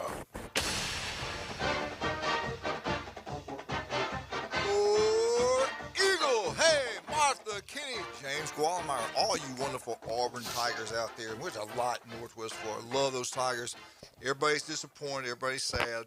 The big game that everybody's looking forward to didn't happen. And he was interviewed by actually Birmingham Station, and Jamie's one of Jamie's partners there, and Her station. Yeah, her station. Close to the good one. He was not very happy with the question. And I could see him getting upset about. I think he took it being a sure, smart aleck. But the bottom line is, he wasn't being a smart aleck. He was just, Coach, right. really, this is a must win. He took it the wrong way and goes, more or less, every game here is a must win from now on, and it is what it is. I feel bad for Coach. I watched the body language after the game. His wife was down there. His son, his daughters were there after the field. After he got through talking to James Franklin, it was kind of sad to see it. When you lose a game, you have nobody there for you. Mm-hmm. Everybody's upset. Nobody really wants much to do with you. When you win, everybody loves you. Everybody wants to be around you. So I felt bad. We got a caller. Let's take this call. Sorry. Good morning. Good morning. Go Blue, Shark City, Harris River, forgot what is back Dindle. Now, starting on Friday, 919-3299 for one win prizes start at 9 o'clock on Friday. You can only call once, so you SEC fans don't have to call a million times. So those Big Ten fans are going to follow the rules and only call once. Thank you. Hey, I want you to call. Michigan Eddie, please do me a favor. I want you to call. I want your beautiful wife to call and your gorgeous daughter to call, because y'all have a chance to win some great prizes. Yes. Yep. And little Eddie has a phone now, so I'll have him call too. Okay, well, I figured he'd be really busy. Listen to Eddie, rule followers. You ain't cheating. You ain't trying. He didn't recruit an SEC. They don't take it seriously. This ain't NASCAR and SEC, baby. No, hey, and by the way, Coach. Yeah. It's Summerlin, not Summerlin. We're not in the Vegas suburbs, brother. It's Summerlin. You said Summerlin. Summerlin's a city in Vegas. Thank you, Jim Bob Brandt. Appreciate it. Hey, somebody's got to be Jim Bob Cooter when he's not there, hey, Coach. It's Coach's name of the day. Hey, it's what I call him. Just move on. Yeah, just keep on trucking. It's like Tula, Illinois. Hey, and kickoff time for the Auburn-Missouri game is at 11 o'clock on ESPN. A must-win by Coach Brian Harsin. He's in a tough situation right now. I think the question now, who's going to be the next coach at Auburn? I think that's where we're at right now. I think we're definitely there. Yeah, no doubt about Can that. I say something more important than Auburn right now? And if you yeah, go ahead. I got to give a shout-out. We got a football win on the beach. Surfside beat Bayhaven 52-8 yesterday at Surfside Middle School. Go Sharks. Go Sharks! Brian, getting back to Auburn, yeah. the only game that they got for sure to win left on the schedule, November 19th, before the Iron Bowl, they got Western Kentucky. The rest of them are really brutal. Are you all kidding SEC me? games. You're gonna diss the Beach kids over for Auburn? You think No, I think that Auburn's schedule is very tough the rest of the way. Yeah, it is. I mean, it's very difficult. I can't keep a straight face. One of the on most this difficult anymore. schedules in all of college football. It's not like Michigan having a cupcake schedule every week. No, not Totally UConn every week or something like that. No. Matter of fact, Surfside actually turned down the contract to play Michigan at Michigan. Well, Michigan was scared of Surfside. 52 points. Yes, Yeah, absolutely. there you go. Did he hang up? No, I'm still here. Dang. You guys are terrible. There we are. We're doing the Auburn update. Brought to you by Bay Point Golf. That's right. And Michigan Eddie. And Michigan Eddie very much. Thank you so much. What do you think, man? Can Auburn seriously? Now, also kidding aside, they took a beat down by Penn State. That was a big ball game. Everything seems really. Their quarterback Finley's got his shoulders messed up. He's not even going to play. So my boy Bobby is going to be the starting quarterback this Saturday morning against Missouri. Michigan Eddie, what do you think the mindset of the players are? Do they bounce back and get a win? The team they can play with, or they let one win turn into one loss turn into two losses? What do you think is going to happen? Well, I was very optimistic going into the season about War Eagle because it seems like they bought into Coach Harsin after all the strife he went through in the offseason. They seemed like Tank came back and all that. They said and did all the right things. Finley got in the weight room, lost some weight and all that, and got in better shape. And that loss to Penn State was embarrassing at Jordan Hare, and I was not expecting that at all. So, I mean, if they don't turn around this game, I think Coach Harsin is getting the door because they're looking for any other excuse to get him out there, and I think it's a bad situation. And the gray hair alumni put him in that situation. I feel bad for the good-hearted alumni and the students of alumni because they deserve better than what they're getting due to the senior citizen alumni that want to go back to the old ways, if you will. So and so I mean that's what it is. They got to win. I mean, or otherwise Harsin might be showing the door like Coach Frost and Coach Edwards.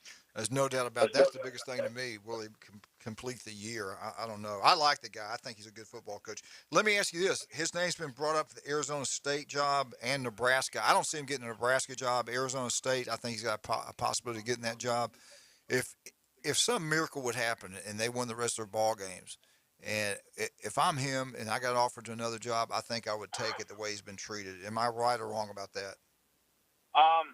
You're right on that, but I'll tell you, if he goes to Nebraska, even though the bums are even nice in Nebraska, great people in Nebraska, the alumni association at Nebraska is just like Auburn. You know what I mean? Yeah. And Nebraska is like Auburn. They're the only game in town. I mean, like Alabama, there's no pro teams in Alabama like Nebraska. So if I was him, I would go back to the West Coast or the West, to the West and go to ASU because ASU can be a good program. And since with UCLA and USC leaving, that opens the door for ASU to become one of the cream of the crop in the Pac-12. Great point right there. That's a great point. I think they could do well. There's no doubt about that. All right, Lauren, I'm going to let you talk a bit. We got Mark McLeod. Don't hang up, Michigan. We got Mark McLeod coming up at 8:30, so we've got to talk a little bit more about this giveaway we're doing here. Talk about your company, what they do, and why are you having this tailgate giveaway? Yeah, we're just excited about football season. We're excited about fall. We're excited about the weather changing. So every once in a while, we just put together a giveaway and just a little way to give back to the community. And that is awful nice for you guys to do that. Tell everybody what the name of your company and what y'all guys are giving away this week and how are we doing it. Yes, so the Lawrence Group, Keller Williams, is hosting a giveaway this Friday. We're going to be giving away that Blackstone Grill, that Yeti cooler. We are also doing the cornhole boards, the Beef O'Brady's gift card, and the 4K HD projector system. 4K, I want that. Michigan, you win that. Give that to me. You're such a mooch. Anyway. All right. How much time? What's that number, Eddie? Yeah, Eddie, what's that number? Okay, here we go. Keller Williams tailgate giveaway. You can win a projection TV. You can win a Yeti cooler. You can win a Beef O'Brady's gift card. You can win a cornhole board and another prize that's really awesome that I forgot to mention right now. 919-3299 starting on Friday at 0900 for you military folks out there who are also smarter than SEC fans and and all that. So call once from 9 to 4. Have your whole family call. Lorelai, you better call in for Papa, because, he's not going because he has no luck. But you have all the luck in the world, sweetheart. And then little Eddie, Kenley, you call in too. And Deanna, Eris, and Alexa, you call in too. Go Blue, Detroit Rock City, Aries Roar, forget 22's back to got that mayor, forget 22's back to and go Surfside, baby. Win out to the last two. I'm out. See you. Roll Tide. All right, Brian, what do you got on FSU? We got to. I'm glad I get to follow that. Brought to you by Newbies, by the way. Yeah, absolutely, by Newbies. FSU got a big commitment last night, actually. All right. 4-star linebacker Blake Nicholson from Manteca, California. So going out west to get a recruit. 6'3", 200 pounds, number 245 overall recruit, number 19 linebacker in the class. He's a 2023. And he chose FSU over Oregon, UCLA, among others. So that was a big get, especially at a fairly thin linebacking core. So getting that. So that was a big get for Coach Norvell's crew last night. Just real quick, because I like to hit all the sports when I can. Women's volleyball is going to have their first game ever on ESPN. Not ESPN2, anything. ESPN. The big guy. So good for them. They're hosting Louisville this Sunday, 3 p.m. Eastern, and that'll be on ESPN. And Louisville's ranked number 2 in the country. So good luck to them. I love how girls' sports, women's sports, has just blossomed. Yeah. Softball. I love softball. Yeah. I love watching softball. And then obviously the game this weekend, Boston College coming in. They're 1-2, but they've got a fairly experienced quarterback and a good wide receiver. So this is no pushover. And quite frankly, this is a definition of trap game. Because if you look what FSU's got coming up with Wake Forest, with NC State, with Clemson, it would be very easy to look past this game. And they don't need to do that. Jerkovich has thrown, he's 63 of 106 for 738. 6 touchdowns. Now, he's had 3 picks, but Zay Flowers is their big receiver. He's already got 22 catches for 285 yards and 3 touchdowns through 3 games. So while they are 1-2, they did just come off of a good win against, kind of a cupcake in Maine. But FSU needs to be dialed in here, because otherwise this could jump up and be one of those games that surprises you. All right, let's talk about some of our great people. Appreciate all you wonderful people out there. Bay Point Golf, thanks, Ryan Movey. They do a wonderful job. If you love golf, there's only one place to go. That is Bay Point. Club 72 last night, we had a great time playing bingo. Had a wonderful meal there. Their breakfast, they have breakfast every day there. Good Lord, the prices were outstanding. I looked at the menu, really good stuff there. So before you get ready to play, get there a little bit earlier, have your good breakfast. I think you'll really enjoy that. Bay Point Golf. Rudy's Barbecue on Bad Beach Road, the best barbecue you can get anywhere. But I tell you what, the turkey, I tell you all the time, just try it one time. I don't know what it is. I don't know what they do. It's the best turkey I've ever had. Have you agree? Yeah, we had it for Thanksgiving last year at our office. Oh, right. Yeah. And Ethan will be here tomorrow. Ethan will be back with you tomorrow. Looking forward to visit with him some more, talk about A&M. Yes. Yeah, she'll be here all week. Yes. In fact, I think we're going to hire this to come on here every single day. I'll be here. It'll be a lot better. Definite morale booster. Yeah. I got to give her that. No doubt about that. Hey, 75-cent wings, guys. You can't get this anywhere. And we all love the Cajun place, but, being local, it's hard to get in there during the summertime. So Jan, Trudy, Rick, they wanted to help out the locals and say, we're going to do it. We've been doing it every year. We're going to continue to do this. 75-cent wings all day, Saturday, Sunday. All we ask you to do, on Saturdays, if you love Alabama, wear it. Wear it proudly. Go in there and have a good time watching them play Vandy. Same thing with Auburn. Same thing with FSU. Florida Gators, Tennessee. I don't care where you're from, wear your colors. Go in there, the Cajun place, 75 cents wings, drink specials. Food's incredible. Atmosphere second to none. Go try it. You'll love it. Also, Blue Sky Express Car Wash. You want your vehicle to look brand new? Go try them out. I guarantee you'll love it. We'll be right back. 104.3 ESPN Northwest Florida, 101.9 Port St. Joe, 102.1 Mariana. We get back. Mark McLeod. Everything you need to know about the Florida Gators in Tennessee. We'll be right back.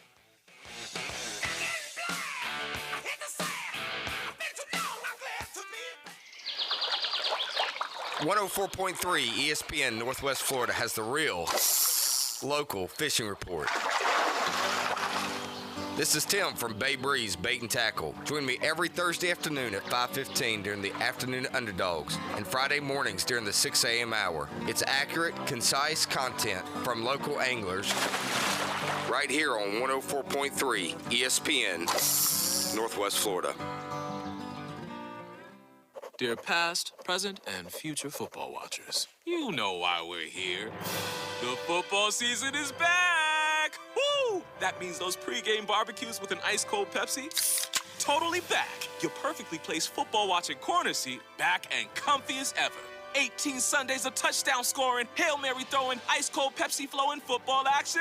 You better believe it's back. And since that's too amazing to miss a single second's worth, Pepsi is officially giving you permission to always put football first. And when we say always, we mean always. Like when your lawn is looking less like a lawn and more like a jungle. If the game's on, then the lawnmower ain't. And those gutters you haven't cleaned, today is not their day. Or maybe those in-laws are back in town. Well, better hope they're football fans because your Sunday is completely booked. Long story short, crack open a Pepsi and don't let anything get between you and your football watching. With love, Pepsi, made for football watching. That's what I like.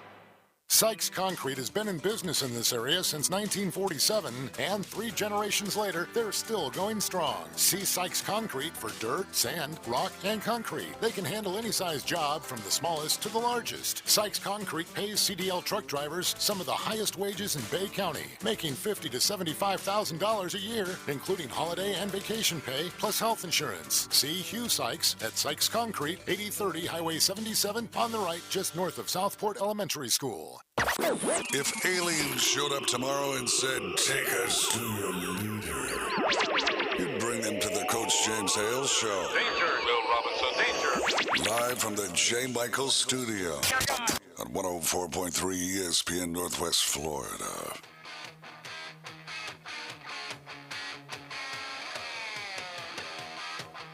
And welcome back, 104.3 ESPN Northwest Florida. It's Wednesday. We all know what that means at 8:30. The great one, Mark McLeod's with us. Mark, how you doing this morning? Hey, doing well, Coach. Lauren, say hello to Mark. Hi, Mark. Mark, say hello to Lauren. Hey, Lauren, how are you? I'm wonderful. How are you? Good, good. Good. Well, he wasn't very good about down. I can't remember what time. I have to look back at my phone. I text Mark and I said, well, I'm going to tell you what I said. I said, what are they doing? Who's calling plays? Mark, I about threw something at the TV when it was 1st and goal from the 5. Yeah. And then I found out later he checked off. It wasn't the play calling of the coaches. Made me feel a little bit better. But I still don't get it. Why, when you got 1st and goal to 5, what's so hard about running the ball 4 plays in a row? You run right down the field, then you change everything up. I didn't get it. What I don't want to be too critical. They know more than we know. They know their personnel. I don't. But I questioned some of the play calling. I really did. I have to be honest with you. I wasn't too happy about some of the things we saw. Well, the one consistent that we've gotten from Napier in the post game and Monday is he said, look, Richardson made a lot of good calls. He made a lot of good decisions in the game. The problem is obviously accuracy. Maybe I still think there are some issues with some of the reads myself, and that's a prime example of that because first and foremost, as you said, you've run the football effectively down the field. I still, to my knowledge, I just can't figure out why you're not utilizing Montrell Johnson Jr. and ETN more than Naquan Wright. I think that's a mistake. And I would love to see more carries for Johnson and ETN in that Florida offense. But the offensive line's getting the push on USF. They're probably a little worn down, a little tired by that point of the game. And then Richardson sees the man-on-man with Shorter, and the problem was the throw was horrible. I mean, you don't throw a dart out there when you've got man-on-man coverage. I mean, he could have looped the ball over. Shorter's not a fast receiver. He's a big-bodied possession receiver. That's who he is. He's 6'4", 230. Hit him on the numbers, though, right? And just bounce. Yeah, he's 6'4", 230. You loop the ball up, and you hope he can get the ball there. But I wouldn't have thrown the ball in the first place. I mean, you put it in the hands of the running back, and that have gotten you down there, and those big interior offensive linemen who have gotten a good push. Are they not letting him run the ball? I know the backup situation. Is that why we don't see him run the ball as much as he has in the first game? Because him running the football is a threat. I mean, a huge threat, and you're taking away from the offense. I don't think you can play scared. I think you got to do what you got to do to win the game. Exactly, and I think that seems to be a problem because that's what he's told us. I mean, that there's been a bit of a you go back 2 games ago, and he told us in the post game that, well, I really wanted to throw the football. I didn't want to run it. and you're kind of looking at them going, wait a minute, no, you do whatever you got to do to move the chains. You guys were struggling. You're in a war against Kentucky. You got to do what you got to do. And then the other day, he said again, that kind of the coaches have kind of told him about that. Well, I agree with you, Coach. I don't think you make that determination. Look, we know Miller's not available right now. He will be very soon, reportedly. But you just got to do what you got to do and go get the W. Yeah. All right, let's switch gears. Let's look at Tennessee. I want your opinion on this. Their receivers, I think, are really good. I think the quarterback's playing at a high level. What's the matchup look like to you? Florida's DBs, especially the corners, matched up with with Tennessee's wide receivers. Do you like the matchup, or do you think we're in trouble? I think the matchup can be pretty good. I really do. I went back and I watched that yesterday morning. I got up early and watched the Pitt Tennessee game and watched to see what Pitt was doing and what Tennessee was doing. And I'll tell you, Tillman is one talented wide receiver. Cedric Tillman, he is terrific for Tennessee. And as you said, Hendrick Hooker has been fantastic. I watched him when he was a freshman at Virginia Tech, and he's come a long way. And Heupel's offense is so quick, They try to get everything done in 18 to 20 seconds. And it was just really the short, controlled passing game was very interesting to see with Pitt because Pitt was able to handle it in the first half, but a little adjustment here, a little adjustment there, and then Heupel and company in the second half was able to take things over and really kind of pull away in that ball game. Has he talked about how they're preparing for that offense? Because it's hard to get a scout team offense to give you the look Tennessee's going to play at that high. I mean, how often do they get a playoff? Every 15 seconds or something like that? It's crazy how fast they play. Yeah, it's 18 to 20, and he talked about it. I mean, the tempo offense. He actually said, "Hey, look, if we can do some things offensively and get some things going with our offense, we can kind of manage that tempo offense in that game a little bit by first and foremost, obviously, keeping them off the field." But he said, we've got to go score. We've got to do things. If they get in a shootout with Tennessee, they're going to lose this game hands down. I mean, there's no way they can afford to get into a shootout with Tennessee. But just what you and I were talking about earlier, get the run game going and eat up some of that clock. Keep Tennessee's offense on the sideline. That's a big part of it. And look, a big part of that is Anthony Richardson has to step up and be a much more accurate passer. If Napier and company are fine with a lot of the decisions he's made, and he's made so many good decisions, well, great. But the accuracy and some of these throws that they've got improved. Yeah, Mark, looking at this, Tennessee is one of those teams, they like to move fast, but they also like pinching those linebackers down and hitting right over the back of them. They do the kind of those little crossing routes and slants and things like that. How big is Miller and the rest of the linebacking core going to be to any kind of success this weekend? Oh, they would be huge. Yeah. What USF did was they loaded up on Jervon Dexter. Mm-hmm. They knew Jervon Dexter was the key if they were going to run the football, and that's exactly what they did, and they did it effectively. They double-teamed him. I saw a still shot from television where they triple-teamed him. They went right at him, tried to knock him out of the gap because he was so effective in the Utah game and the Kentucky game. So they did a really good job there. Of course, Florida without Miller in the USF game. And Shamar James, a true freshman. Yeah, he was an All-American, but, I mean, he's a guy that just needs a lot of work. Mm-hmm. And it shows, Brian, it shows why Ventrell Miller is your captain and your leader when Amari Burney's been there 6 years, but still it's not his thing to kind of set the defense and tell everybody what they need to do. That's Ventrell Miller. That is, for whatever reason, that is not Amari Burney. And that was you couple that with all the missed tackles. The missed tackles were ridiculous, and they just allowed USF to go down the field. You can't do that against Tennessee. And the other part of the Tennessee offense, I think that's big besides tempo and really how well Hooker throws the ball and the quick slants and the different things that they like to do, the little drag routes. is the running game is probably really. I don't think it's talked about enough in the sense of the offense. Right. As I watched that game, and I've watched them last year, they'll set up a little quick hitter with the run game, and then they'll have a play where Hooker will look. Nobody's covered there. They're covered there, and he'll take that ball and he'll go right up the middle. I don't know how many times he went up the middle against Pitt in that defense and ran for either right to a 3rd and 1 or got the first down outright. I mean, he does a fantastic job of escaping pressure, and it's all right there in the middle when he's in the pocket and can move forward.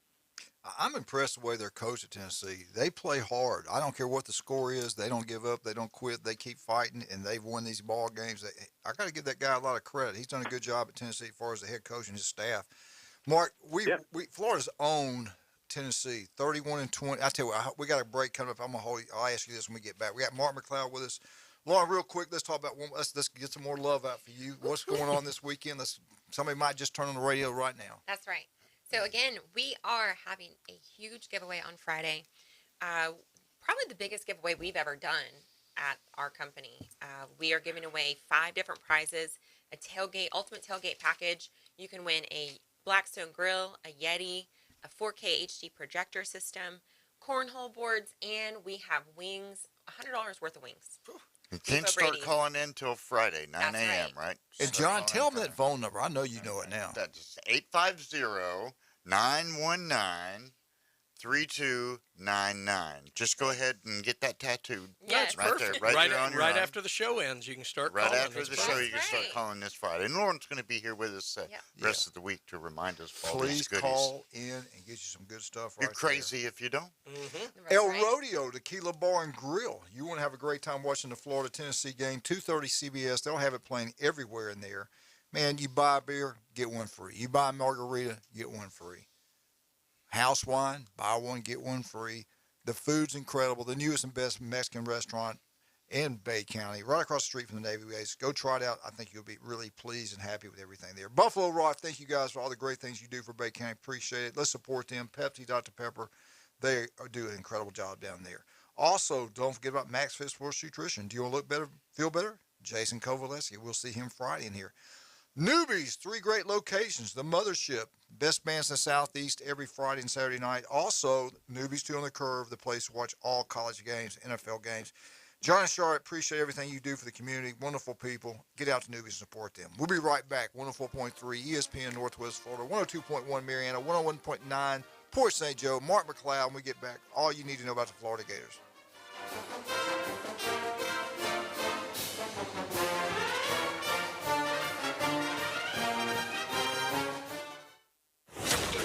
ESPN Northwest Florida is your touchdown headquarters for the Mosley Dolphins and the Auburn Tigers. Plus, premier college and NFL games. Touchdown! Your source for the most live football on the Gulf Coast in a rich audio experience. 102.1, 104.3 in the ESPN Northwest Florida app.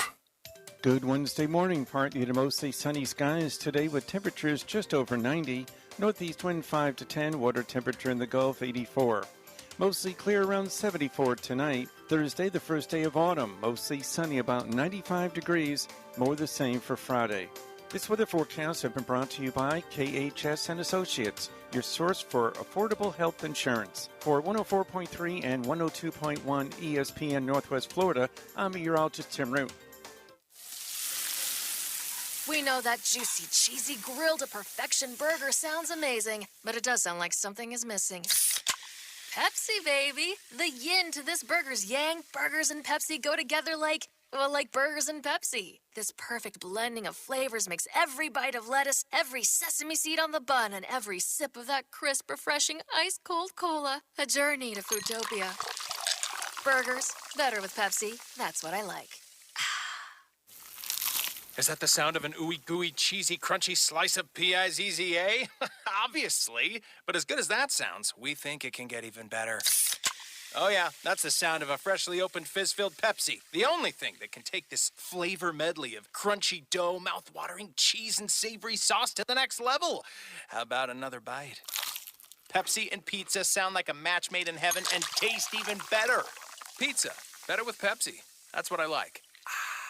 Sykes Concrete has been in business in this area since 1947, and 3 generations later, they're still going strong. See Sykes Concrete for dirt, sand, rock, and concrete. They can handle any size job from the smallest to the largest. Sykes Concrete pays CDL truck drivers some of the highest wages in Bay County, making $50,000 to $75,000 a year, including holiday and vacation pay, plus health insurance. See Hugh Sykes at Sykes Concrete, 8030 Highway 77 on the right, just north of Southport Elementary School.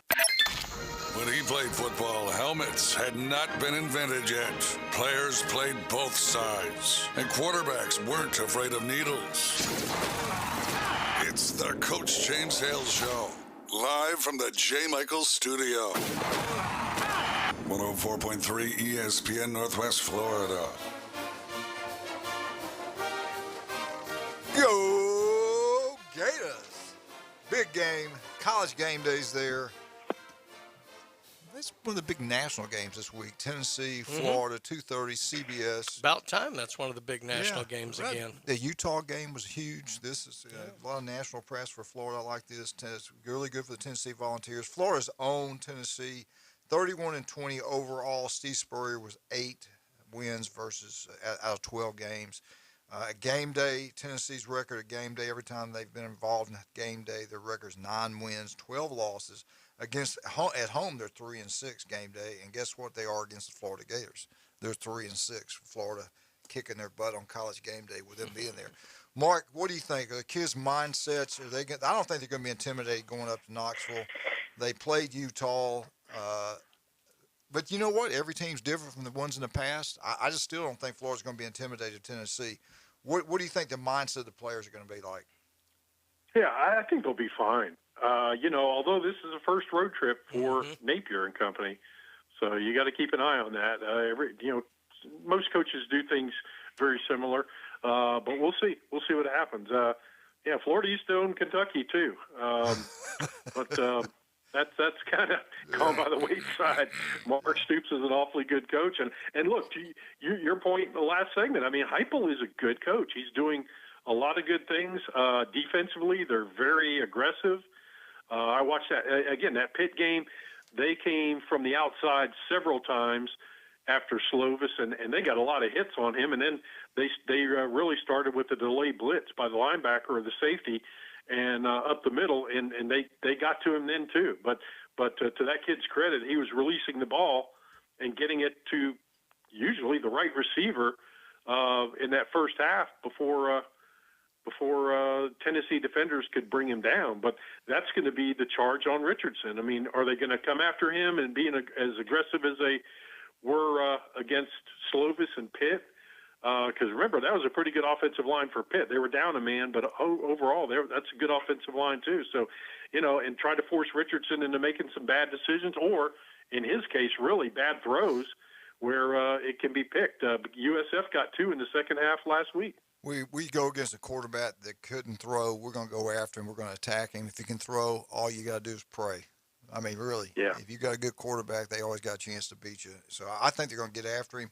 We had a highly intelligent Florida graduate. He's a doctor here in town. And he said something that made some sense. He says, you look, and of course it's early in the year, but it looks like now the SEC East is pretty strong. And we look at the SEC West, maybe they're down a little bit. What do you think about that? You see Kentucky looks really good. Tennessee looks really good. Georgia looks unbeatable. And the West, LSU's not – they lost to FSU. Arkansas's offense sometimes not as good as we thought. So what do you think? Do you think the East is coming back?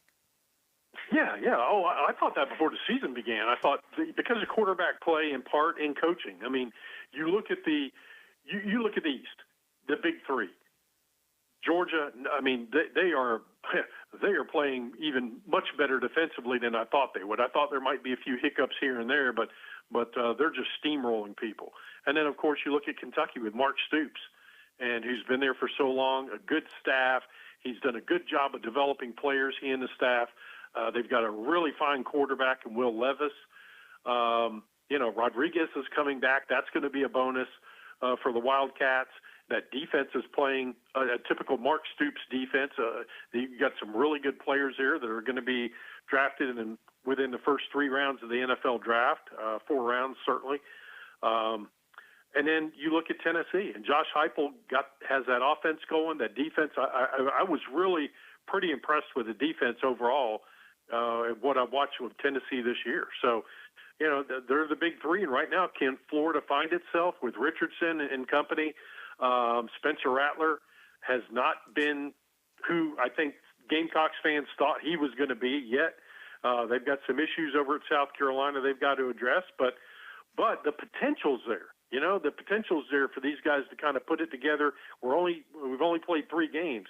Can these guys put it together and lift their teams up respectively with Florida and South Carolina?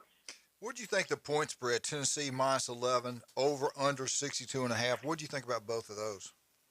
I thought it was fair. I think, you look at the struggles Florida had in the Kentucky game, trying to get anything going offensively specifically, and then the USF game with all the mistakes they made, and again, linebackers not in the right gap.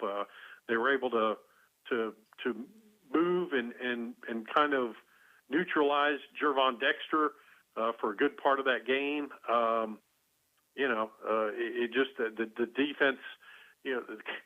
I have all the confidence in the world in Tony and his defensive staff. I think just based when I went back and watched that game, I just kept seeing kind of this guy's out of position, this guy's out of position, this guy's out of position, this guy made the wrong move, got sucked in on the fake. I mean, it's just you could see the guys were right there to do the right thing, but you had players that clearly weren't following what the coaches had told them to do. The 62.5, to me, it's got to be a low-scoring game or lower-scoring game for Florida to have a chance to win. Am I right about it? I don't think they can win a shootout game against those guys. They won't win a shootout game. Yeah, I agree. I just don't see that happening. And again, that's the other part of the Florida offense we need to see is you saw receivers. I saw some receivers running open against Kentucky a little bit. They got a little separation. Same thing against USF and certainly against Utah. But on the road, a little different atmosphere. You can't hear anything.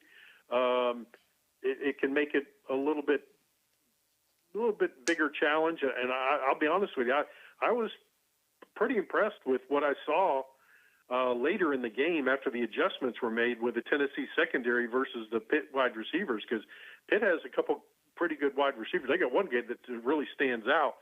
But again, this is a good Tennessee staff that I saw make adjustments on the fly at halftime, and when they came out in the second half, you could see a different look and some different some changes, and the kids responded to the coaching. Mark, we love the passion of college football fans, but they're not necessarily the most reasonable human beings in the world. Napier hiring was generally celebrated, and then 6 weeks later he couldn't recruit. And then he comes out and he beats Utah, and everything's great again, and then, loss and a not very good thing.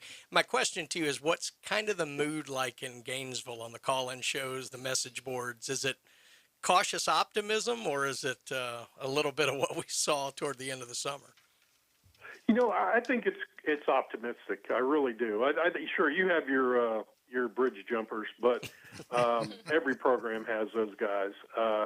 And look, some of the comments they make, you just shake your head and say, go back and watch the game, slow it down, hit pause when you see the play, the action starting to move, and tell me again how these guys can't coach. It just. Yeah, but I think overall most of the Gator Nation is kind of back to where, we did say in the spring and summer this was going to be a tough year, that this was going to be a 7 if they were good, they were going to be an 8-win team. He's got to go recruit. And you and I and Coach had this discussion during the spring, Brian. Billy Napier really wanted more out of the transfer portal. He just wasn't able to get some of those guys to buy in and come into Florida. Mm-hmm. I think this next year he will not only, right now you're on the cusp of a top 10 recruiting class, but if you can do a lot more in the transfer portal and kind of change the direction of this program pretty quickly. Yep. Mark, we're running out of time. Thank you so much for coming on. We'll talk to you next week, and go Gators. All right. Thanks.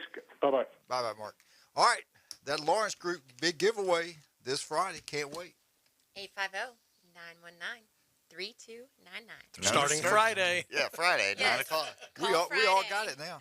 Hey, David's got a great show lined up for this afternoon. The Underdogs, they'll be on from 4 to 6. Fine Bombs from 6 to 9. Brian, thank you so much for coming in. Yeah.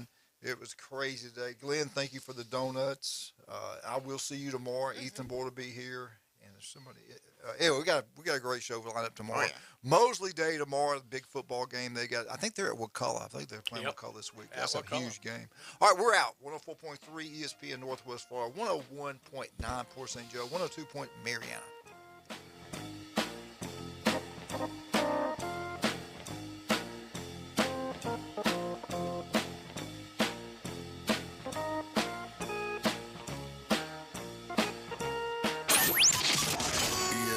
Northwest Florida. Here's what's happening. Listeners in Northwest Florida and South Alabama, be prepared. It's hurricane season. We're collecting items residents here and around the country will need in the event of a hurricane. Toiletries, garbage bags, diapers, over-the-counter medicines, clothing, batteries, first aid. Items can be dropped off at our new offices on the beach. 204 Ellen Lane, Suite B, Panama City Beach, 32408. Hurricane Relief America is sponsored by Event Production, Blab TV, and ESPN Northwest Florida. Good Wednesday morning. Partly to mostly sunny skies today with temperatures just over 90. Northeast wind 5 to 10. Water temperature in the Gulf 84. Mostly clear around 74 tonight. Thursday, the first day of autumn. Mostly sunny, about 95 degrees. More the same for Friday. This weather forecast has been brought to you by Earthworks of Northwest Florida. For 104.3 and 102.1 ESPN Northwest Florida, I'm meteorologist Tim Root. Sykes Concrete has been in business in this area since 1947, and 3 generations later, they're still going strong. See Sykes Concrete for dirt, sand, rock, and concrete. They can handle any size job from the smallest to the largest. Sykes Concrete pays CDL truck drivers some of the highest wages in Bay County, making $50,000 to $75,000 a year, including holiday and vacation pay, plus health insurance. See Hugh Sykes at Sykes Concrete, 8030 Highway 77, on the right, just north of Southport Elementary School. That boot store reminds you, football weather means colder weather can't be far off. Now's a great time to shop for those winter work coats, shirts, and shoes. Janice and Irene, along with the staff, welcome you to stop by and shop for the whole family at that boot store. Remember Joe's motto, always put Jesus first in your life. Open 9 a.m. to 5 p.m. Tuesday through Thursday, 9 a.m. to 5:30 on Friday and Saturday. That boot store, next to Billboard Kia on 15th Street, Panama City. WGSX Lynn Haven, WTOT, W271DM Mariana, WVLQ Port St. Joe, powered by Pepsi, ESPN Northwest Florida. 104.3 ESPN Northwest Florida is going under the lights. The excitement of high school football is back. We're the radio home of the Mosley Dolphins. Listen to live play-by-play on 104.3 ESPN Northwest Florida.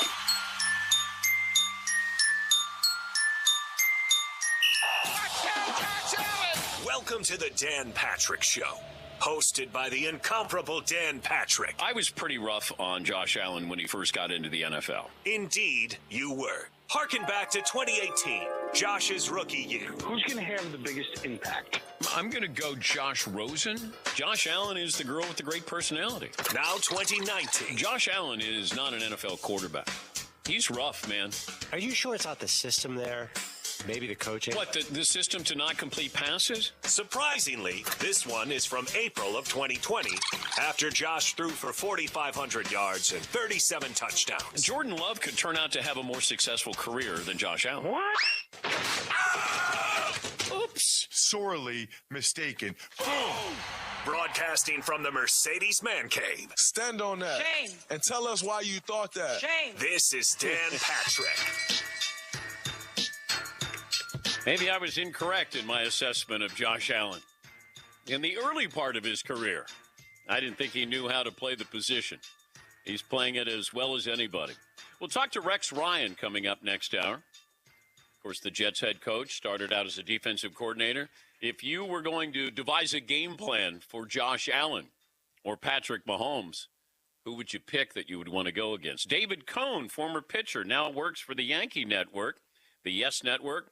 He'll join us to talk about the amazing season of Aaron Judge, who is right now winning the Triple Crown. Would David Cohn pitch to Aaron Judge? In today's game, it feels like you're waiting for something to hit. You're going to try to hit a home run, and I'm going to throw a pitch because I'm going to try to strike you out. But in a day and age of the analytics where it's all about hitting a home run, why is it we have one guy hitting a lot of home runs? Where's everybody else? It's about hitting home runs.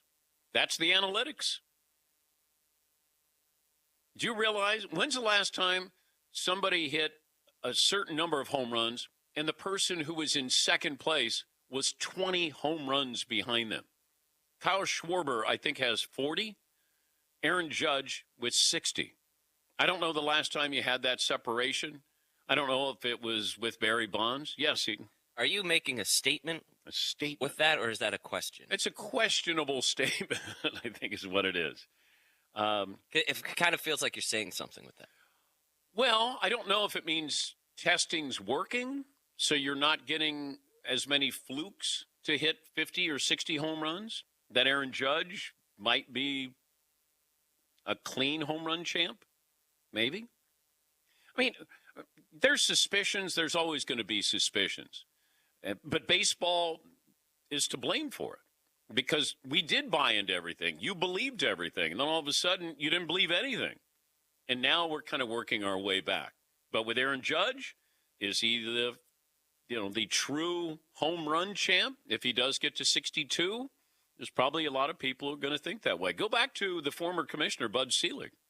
When I asked him about who does he consider the all-time home run champ, and he said Hank Aaron. But he couldn't do anything about Barry Bonds. Bonds is number one in the record books, and you can't take an eraser to that. 877-3DP Show. Email address, dp@danpatrick.com. Twitter handle @DP Show. Update the poll results from Hour 1, Seton O'Connor. Hour 1, Dan, more impressive hitting 73 home runs in a season or 60-plus home runs 3 times in 4 years. 80% of the audience rather hit 63 times. Well, yeah, there's consistency there with Sammy Sosa, but he is not going to get into the Hall of Fame, not even going to come close, even when it goes to the Veterans Committee. And I don't know if that would help or hurt Roger Clemens or Barry Bonds, because it feels like the veterans would hold it against Bonds and Clemens. I think their chance has to do with younger writers, younger voters.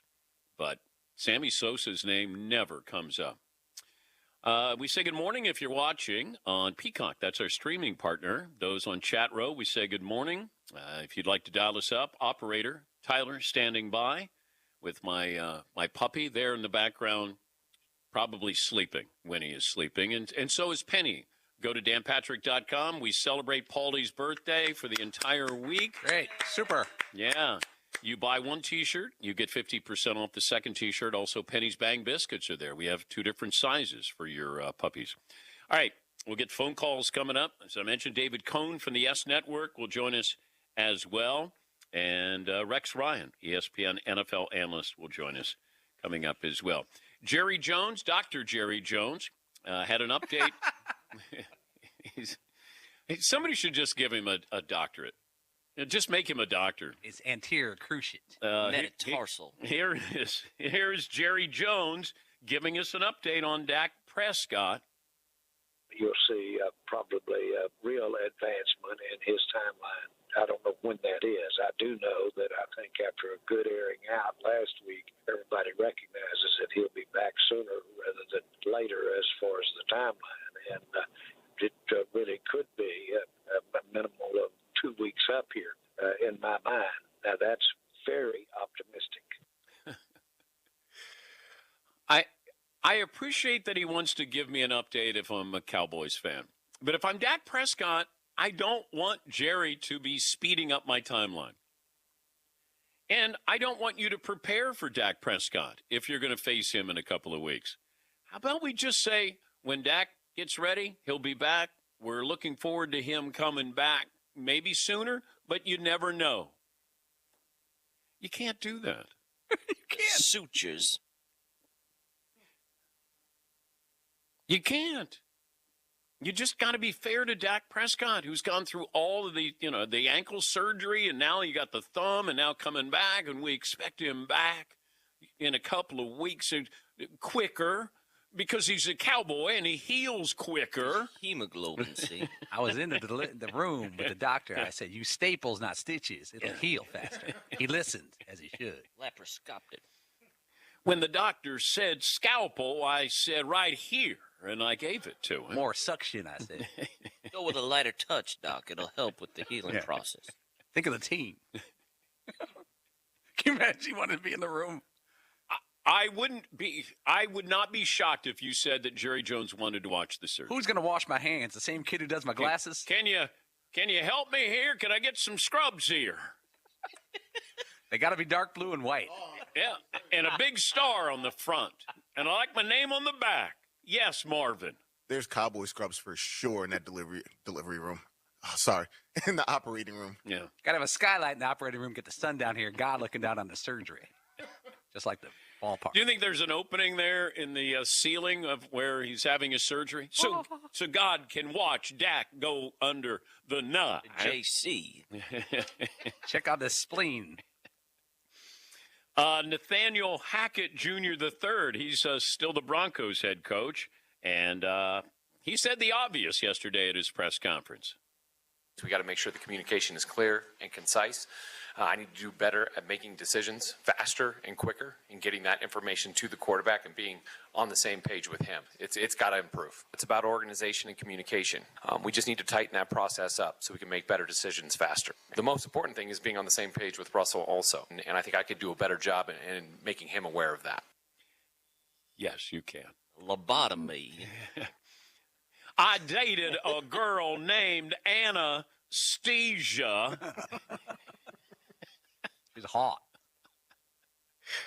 She put me under, if you know what I mean. Whoa, family program. Should Coach Hackett be more middle of the road on this one and less apologetic? More like, hey. But what if it didn't sound like he was learning from his mistakes? Where he didn't say, it's on me. I got to let Russ get the play sooner and get out, and then if he wants to change the play, it's on me. Instead of, hey, you know what?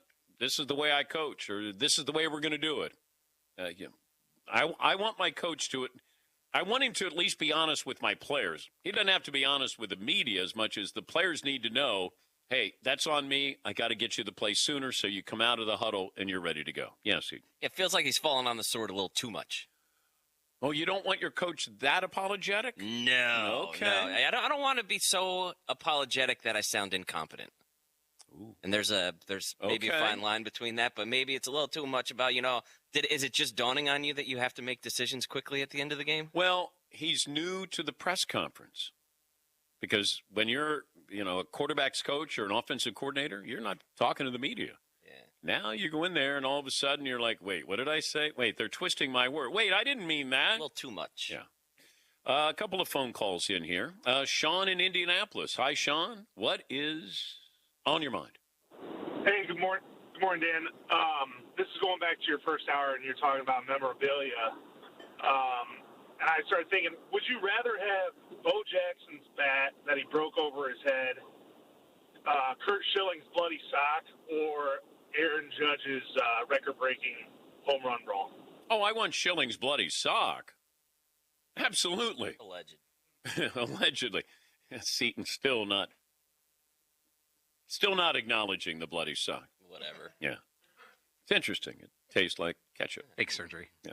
Yeah, fake. No, I saw the ankle. Fake. I thought there is no way. I remember when Schilling came out of the dugout. And I thought, oh, my God, Red Light Kurt, because that was his nickname. Whenever the red light came on in the camera, he was always in front of the camera. And he came out, and he was going to do a bullpen session. I go, oh, man, is he starved for attention. Comes back in from the bullpen session. I say to Terry Francona, I said, what is he doing? He goes, Dan, he's going to try to pitch. And I go, oh, my God. And then seeing that ankle, I thought there is no way, just walking. It's still one of the most incredible things that I witnessed.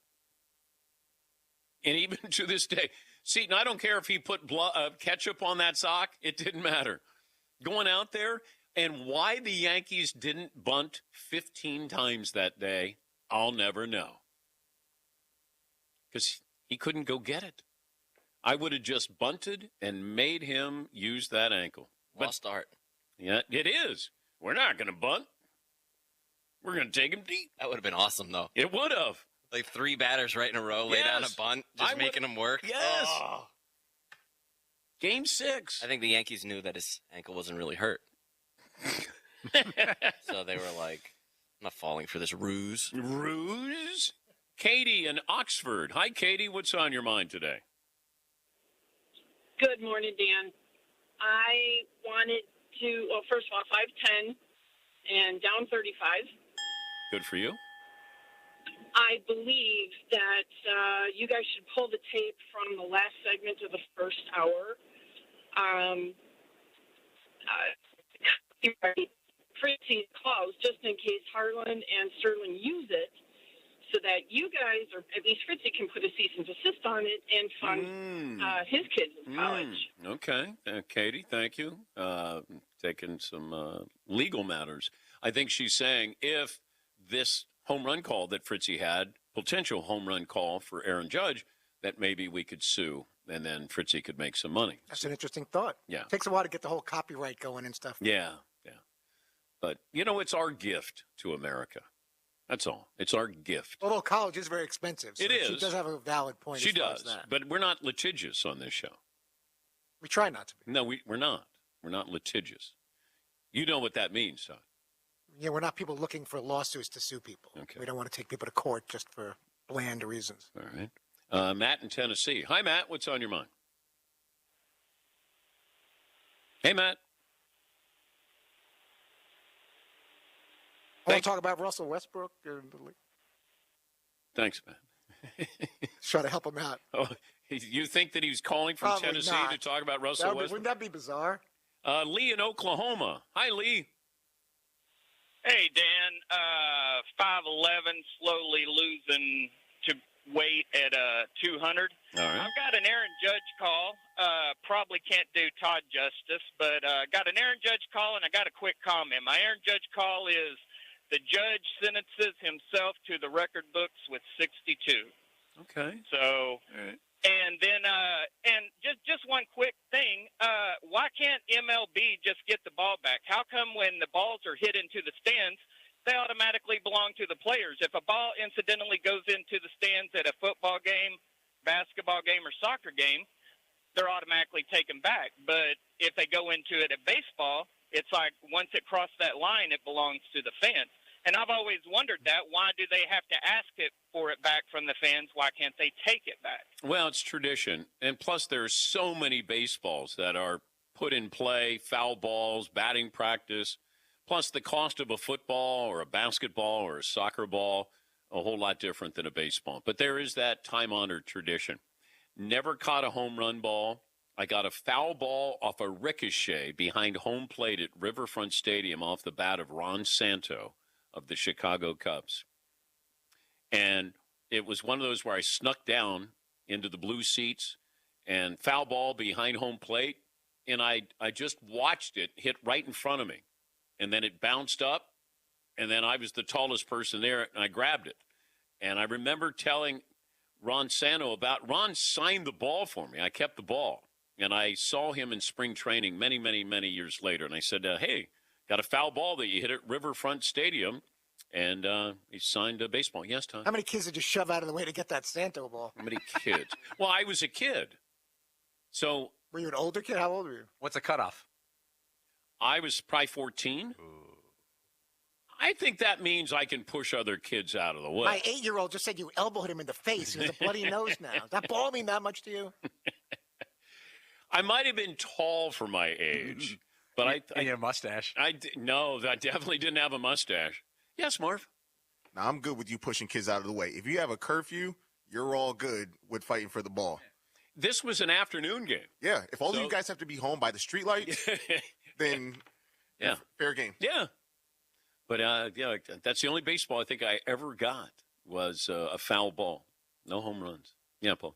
I went to a USFL football game one time, and it was the Chicago Blitz, and they forgot to get out the nets that go behind the goalposts. Ooh. So they just didn't think to do it. You know, the staffing in the USFL was substandard, as you can imagine. And so every time they would kick a field goal or extra point, it would go into the stands, and the fans would catch it. And it was like finding gold. You don't never catch a baseball and football, catch a football at a football game in the NFL.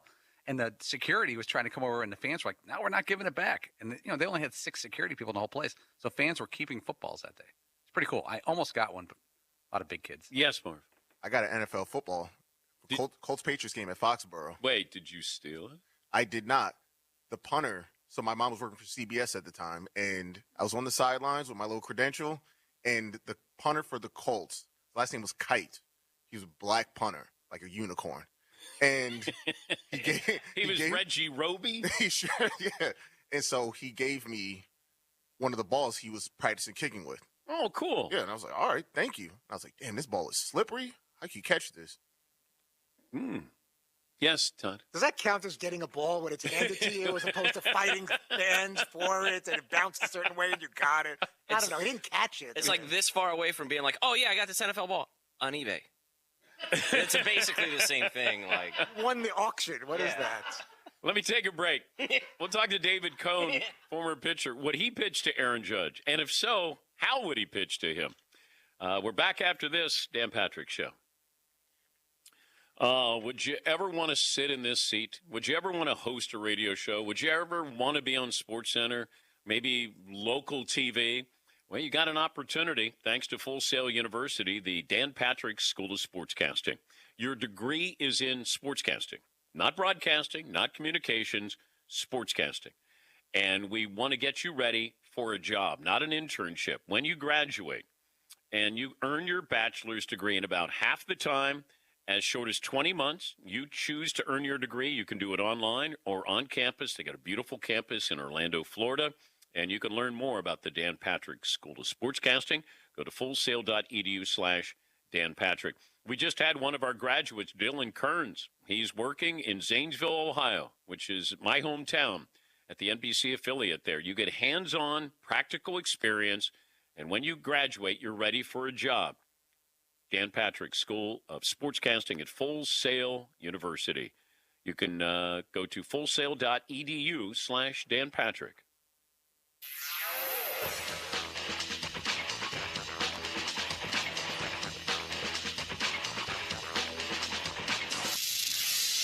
Central banks are increasing their gold reserve due to increasing global financial crisis concerns. Billionaires like Ray Dalio to giant fund management companies like Goldman Sachs are turning to physical assets like gold. And that's not surprising. Historically, gold's biggest rally happened after the biggest recessions in history. In fact, after the 2007-2009 recession, gold prices jumped 50.6%. Wealth of entire countries are being protected by gold. Wealth of billionaires are being protected by gold. Everyone who knows is using gold to keep their billions safe. And Noble Gold Investments can help you protect your own wealth, too, with gold. It'll take you no more than 5 minutes to set up an account. Noble Gold specializes in storing the value of your wealth through gold IRAs, so they're the natural choice. And they're giving away a beautiful 1/10-ounce gold American Eagle coin with every qualifying IRA or 401k this month. Do something different. You can't go wrong with Noble Gold. Call the team now at 877-646-5347 to find out more, or visit noblegoldinvestments.com. That's noblegoldinvestments.com. The NFL is in full swing at DraftKings Sportsbook, an official sports betting partner of the NFL. New customers bet just $5 on any NFL team to win, get $200 in free bets if they do. Plus, everyone can boost their winnings with DraftKings stepped-up same-game parlays. Right now, for every leg you add, you can boost your winnings up to 100%. With payouts bigger than ever, why bet on football anywhere else? Download the DraftKings Sportsbook app now. Make sure you use the promo code Patrick to get $200 in free bets if your team wins when you place a $5 bet on any football game. So promo code Patrick only at DraftKings Sportsbook. 21 and over in most eligible states, but age varies by jurisdiction. Gambling problem? Call 1-800-GAMBLER. In New York, call 877-8-HOPE-NY or text HOPE-NY 467-369. Bonus issued as free bets. 1 boost per eligible game. 10-plus leg required for 100% boost. Opt-in required. Deposit, parlay, and wagering restrictions apply. Eligibility and terms at DraftKings.com/football terms. Weather in the Panhandle never stops. Turn to 104.3 ESPN Northwest Florida and staff meteorologist Tim Root for up-to-the-minute weather reports all day long. Moving northwestward into the Gulf of Mexico by the weekend. In-depth storm coverage. Gusty winds up to 60 miles per hour. And breaking weather as it happens. We do have a tropical storm warning. ESPN Northwest Florida. Rely on it. Good Wednesday morning. Partly to mostly sunny skies today with temperatures just over 90. Northeast wind 5 to 10. Water temperature in the Gulf 84. Mostly clear around 74 tonight. Thursday, the first day of autumn. Mostly sunny, about 95 degrees. More the same for Friday. This weather forecast has been brought to you by Mid-South Lumber, the best little lumber yard in Panama City. For 104.3 and 102.1 ESPN Northwest Florida, I'm meteorologist Tim Root. Game days are always better at Dave & Buster's. That's because more TV inches, more food and drinks, more space, and more fun make the game we all know and love more special. Nothing beats seeing your favorite team take the field on the 2 12-foot big screens or 26 75-inch TVs. Throw in the arcade experience and you've got a winning atmosphere that no other sports bar can deliver. Follow the fun at Dave & Buster's Panama City Beach on Facebook and Instagram. Eat, drink, play, and watch sports at Dave & Buster's. Dust off your lederhosen. Get ready for historic downtown Panama City's 34th annual Oktoberfest. Kick off the weekend on Friday, September 23rd with Destination Panama City's 2nd annual Oktoberfest craft beer tasting. Guests will enjoy unlimited access to craft beers, ciders, and meads on the beautiful Love PC lawn at 101 West Beach Drive. Plus, there's going to be food trucks and live music by Sons of Saints. This ticketed event will sell out, so get yours before it's too late. On Saturday, September 24th, Oktoberfest starts at 3 p.m. with fun for the whole family. The free event will have live music, seasonal and craft beer tents, and food booths with authentic German cuisine lining the streets alongside local businesses offering shopping, dining, and entertainment. For more information and tickets, visit DestinationPanamaCity.com. Host! Bay Breeze Bait and Tackle, this is Tim. Do y'all sell bait? Yes, we seasonally stock live shrimp, live bull minnows, live sand fleas, live fiddler crabs, earthworms, night crawlers, crickets. We also stock frozen shrimp, sand fleas, mullet, squid, pre-rigged ballyhoo, bonita, stingray, cigar minnows, Boston mackerel, Spanish mackerel, and a few other miscellaneous baits. It's worth the drive to buy premium locally sourced bait from Bay Breeze Bait and Tackle, located directly off Highway 98 on the west end of Panama City Beach. America's Navy has careers and jobs. Visit Navy.com. 5 oceans. 7 continents. Whatever it takes. Wherever it takes us. America's Navy. A global force for good. Your home for college football. 104.3 ESPN Northwest Florida. Stunning design, unmatched intelligence, and a compact, ready-for-anything build. Sometimes exceptional is the rule. The 2022 Mercedes-Benz GLA, member of the unrivaled SUV family. Learn more at MBUSA.com. He's David Cohn, former Yankee champ, now a Yankee announcer on the Yes Network, as Aaron Judge has hit his 60th home run, and David Cohn back on the program. Good to see you, David. If you were pitching last night in the 9th inning when Aaron Judge came to the plate, would you have gone at him or avoided? In that situation, I would have gone at him. I thought Will Crow did the right thing. You had a 4-run lead. You know, Aaron Judge at that point, it was a 3-1 count. I would have challenged him. You know, I pitched in Cal Ripken's last game at Camden Yards, and I threw him nothing but fastballs the whole night. I tried to challenge him. It was kind of the honor system. I knew it was his fair. I respected him so much. So I've actually been in that situation before, and I did exactly what Will Crow did last night. I admire that, that you felt like, hey, this is the last time we're going to see Cal. And if he takes me deep, you were fine with that. I was fine with it. It was a meaningless game, and it was his last game. And I had such enormous respect for how he went about it. And I think that's part of the reason why you see opposing pitchers respect Aaron Judge so much, because the way he acts, the way he carries himself. He hit the 60th home run, set his bat down quietly, ran around the bases as if it was like any other home run. And I think that really resonates with opposing pitchers. And I've heard that around the league about how much respect that Aaron Judge garners because of just the way he carries himself, similar to the way Cal Ripken carried himself. How would you pitch to Aaron Judge? He has really changed, Dan, this year. I mean, he's really made great improvements on not chasing as many breaking balls. You used to try to get him to chase sliders off the plate, right and left, one after another. Eventually, you'd get him to chase. He's not doing that anymore. When guys stop chasing fastballs and slow stuff away, then they're usually susceptible with fastballs up and in. He's hitting those pitches as well this year. So there's really no one place to go and get him out this year. I think that's why he's on the verge of a triple crown in the American League this year. Yeah, and I think that's important. His batting eye, and he's 30 years of age.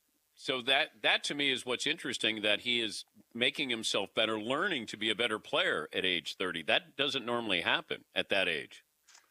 No, he doesn't. He's got a setup. He's got sort of his own program, his own hitting style, his own swing that he owns. But he also has these high-speed pitching machines at Yankee Stadium in the bowels of the stadium. If you walk through the bowels of Yankee Stadium, you'll see a pitching, sort of a batting cage set up for Aaron Judge, and it's a high-speed pitching machine that throws 100-mile-an-hour sliders. It can make it break at that high velocity, and he'll go up there in between innings, and he'll just track really fast sliders, high-spin sliders, and he's trained his eye to sort of see that, so that when he's in the game and he sees a 90-mile-an-hour slider, it's like taking the donut off the bat. It's like, oh, yeah, I track it. I see it now. Who do you consider the single-season home run champ? Wow. There's an asterisk. It's still Barry Bonds, but you have to put an asterisk around the steroid era. I'm not saying we don't acknowledge them.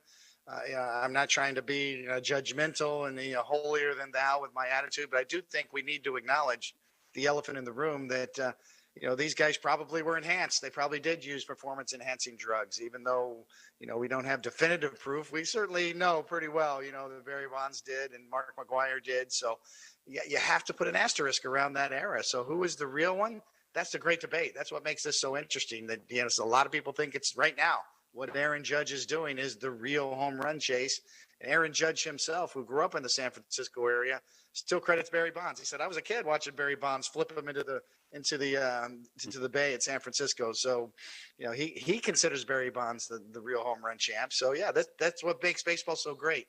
We can debate these generational type things more than any other sport. Yeah, but I didn't have to be on the mound facing these guys. You did. What's that like, knowing that guy, in my mind, is using performance-enhancing drugs, and you have to pitch to him?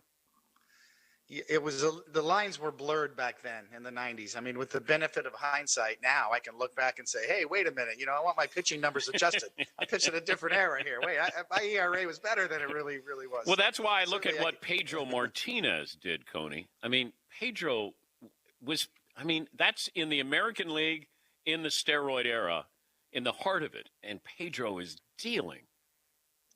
That's exactly right. That's just sort of, in baseball, we have these advanced metrics that have these adjusted stats, OPS plus, ERA plus, that factors in the environment that you played in, the league averages. Well, you're right. Pedro Martinez could be the greatest pitcher ever because of what he had to deal with in that era. And Aaron Judge could be having the greatest season ever because he's played in an integrated era. He's playing in an era that we do test for steroids. He's playing in an era where offense is down across the board. He's got 20 more home runs than the next guy. He's completely lapped the field. But that's what I don't understand, David, is in today's analytics, everybody's trying to hit home runs. You're throwing as hard as you can, and I'm swinging as hard as I can.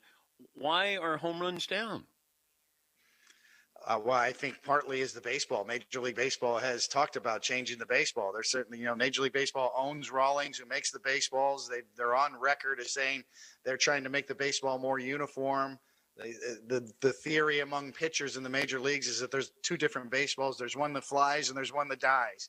This year they're using the one that dies more, is what they say. So, and Major League Baseball's on record. This isn't me breaking any new news. That they're trying to make the baseball travel less. Why? Trying to get more action into the game.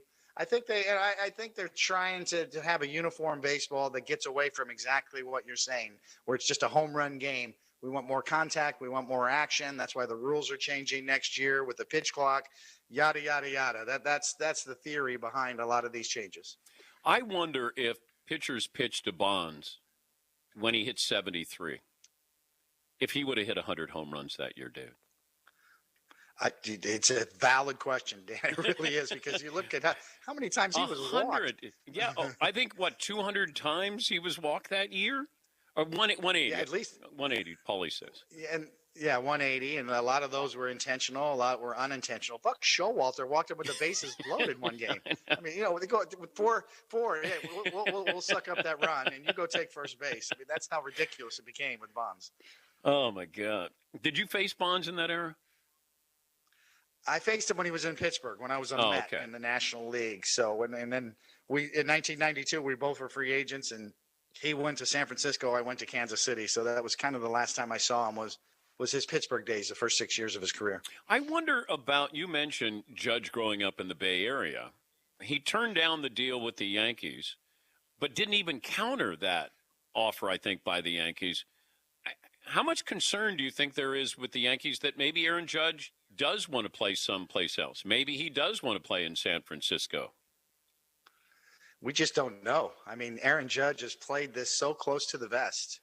Dan, we were in Boston recently, and somebody asked him about Boston, and he said, "Oh, what great fans! Boston, what a great place to play." I mean, it's like he has this script, and he's playing poker, and nobody can read him. He has no tells. We don't know what he really thinks. We don't know how important his home is to him, where he grew up. We don't even know if the Giants are going to be in play, even though we think they might be, if they're going to spend that kind of money. Yeah. So, yeah, I mean, he's got one shot at this. Aaron Judge is 30 years old. He's got one shot at being a free agent and actually finding out what other offers will be. And I think he's so close. That's what he wants to get to. He wants to find out, is there another owner out there? Is there a couple of owners out there that are going to really push the system? And that's the only true way you can find out what your market value is. But I wonder about that. Pujols was 31 when the Cardinals let him go. They got a Hall of Fame career from Pujols, and it was the right decision. Judge is going to be 31 starting this next season.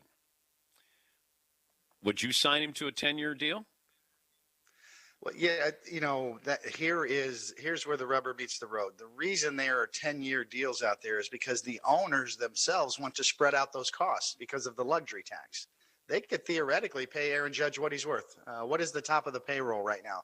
Max Scherzer makes in the mid-40s. Okay, give Aaron Judge a 6-year deal then for $50 million a year, rather than try to do the 10-year deal for $35 or $40 million a year. It's the owners who want to spread out those costs and avoid the luxury tax. So, it's hard to blame the players for that. It's hard to say, well, we can't give him 10 years because he'll be 38. Well, you don't have to. You could pay him top dollar or go way above and beyond for 5 years and pay him more than anybody else in the history of the game because he's doing something else that nobody else in the history of the game's doing this year. So he certainly proved his worth. We're talking to David Cohn. He is announcer for the Yankees on the Yes Network and, of course, a former great pitcher, World Series champ. Why didn't the Yankees bunt on Curt Schilling in Game 6 in 04, Cohn? I heard you say that before. It is so good that you say that. And it brought back the memories to me of watching that series and thinking the same exact damn thing. It's like you had to test him, didn't you? I mean, certainly it shows you, Dan, that people don't know how to bunt anymore. It's a lost art. Probably the last best great bunter I saw was Brett Butler, the great leadoff hitter for the Dodgers and the Braves at one point. He could do it with the best of them. Wait till the last minute, disguise it, lay down a bunt. Guys just don't know how to bunt anymore for the last 20 years, really. Oh, my God. You faced Gwynn a few times, right? Yes, many times. What's that? I remember talking to Maddox. He said, I got to the point where I didn't know what to throw to him because it felt like he knew whatever I was throwing, I was going to be around the plate. He was going to do something with it.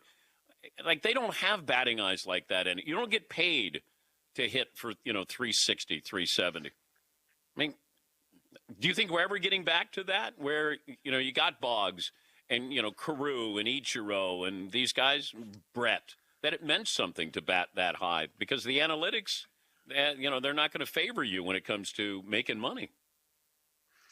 I think you're dead on once again. The ironic part is Theo Epstein, who's one of the most progressive thinkers in the last 20 years, is now out of baseball and on the management side, trying to sort of disassemble everything he created and create new rules to kind of get more action in the game, exactly to the heart of the matter of what you're talking about. We need more contact. We need more action. We need more base running. We need more doubles and triples. We need something to happen sooner in baseball games. There's 4 minutes between a ball put in play now compared to 2 minutes 30 years ago. So, that's really what's going on in Major League Baseball now, trying to address exactly what you're talking about. Tony Gwynn was unreal. The joke among pitchers was, you know what you have to do to him? Just throw it down the middle because he doesn't know what to do with the pitch down the middle. You throw it in, he hits a line drive to right. You throw it away, he hits a line drive to left. So just throw it down the middle of the first pitch and see if he confuses himself. Are the Dodgers an all-time great team this season? They have a chance to be. They have a chance to be the greatest team in Dodgers history, and then also to get into the argument of all-time greatest teams. We don't know how many games they're going to end up winning. If they get to the 110 to 120 area, maybe 114. We had 114 in 1998, and we closed the deal and won the World Series. A couple of years later, the Seattle Mariners won 116 games in the regular season, Ichiro's first year, but they didn't close the deal, and nobody talks about that. So, yes, if they close the deal, they have their signature moment. They're kind of in the middle of a little dynasty right now, the Dodgers, and this could be their 1998 Yankees year, the one that really is their signature point in time, one of the greatest teams in franchise history. I think the Dodgers could easily do that. They're having a signature year, not only in the history of baseball, but for that organization. It's the Dodgers, going back to Brooklyn. Yeah. This could be the greatest Dodgers team of all time if they can close it out. Where are your World Series rings? I have them in storage, actually. I'm afraid to break them out. I'm going to leave it in a hotel room one night. I'm a little bit of an airhead that way. I tend to forget things and leave things sitting on hotel rooms, and on the bedstand. But you got 5 of them, don't you? I do. I have 5 of them. I have one with the Blue Jays in '92, which they just was the 30-year anniversary up in Toronto for that one. So that's the beauty of these things, and that's what I told Dave Roberts recently, the manager of the Dodgers. I said, "Do you understand what's going on here? To your point, Dan, you understand? Do you realize that?" And he goes, "No, I'm just trying to win tonight." And I said, "Well, you're going to appreciate it later. That you've got your hands around the throat of maybe one of the greatest seasons of all time, and it's going to mean a lot to you on down the road. 20 years from now, you're going to be really much more appreciative of what's happening right now." And he said, "You're right. I need to learn and stop and smell the roses, but there's so much anxiety in trying to win today, stay in the moment, win tonight, and close the deal and don't blow it. That most players are filled with that kind of anxiety, certainly managers as well." You got a pitch that you still could wake you up in the middle of the night? Like there's something that you did and you want that pitch back? Yes, there's a few of them. Ken Griffey Jr. hit a couple of upper deck rockets off of me in game 5. What's that sound like? Game 5, 1995. What's that sound like? 7:03 at night. What's it sound like when you give up a home run of that magnitude? Oh, it's that's what wakes me up is the sound. Jim Thome hit an upper deck rocket grand slam off of me in Game 6 of the playoffs in the LCS one year at Yankee Stadium, and the sound was scary. I flinched on the mound. It was so loud. It was like a gunshot. Like only Jim Thome could hit them, and the old Yankee Stadium and the true upper deck shots that were majestic halfway up. So yeah, that's the sound I remember off of Jim Thome's bat. Maddox told me it sounded like a car crash whenever he always wanted to give up a home run that went really, really far. He said, "I hate it if it just squeaked over the wall. If you hit it 316, that made me mad. If you hit a bomb, okay, give me the ball, let me go, let me get it." Not that Maddox gave up that many home runs. Is he the best pitcher of all time?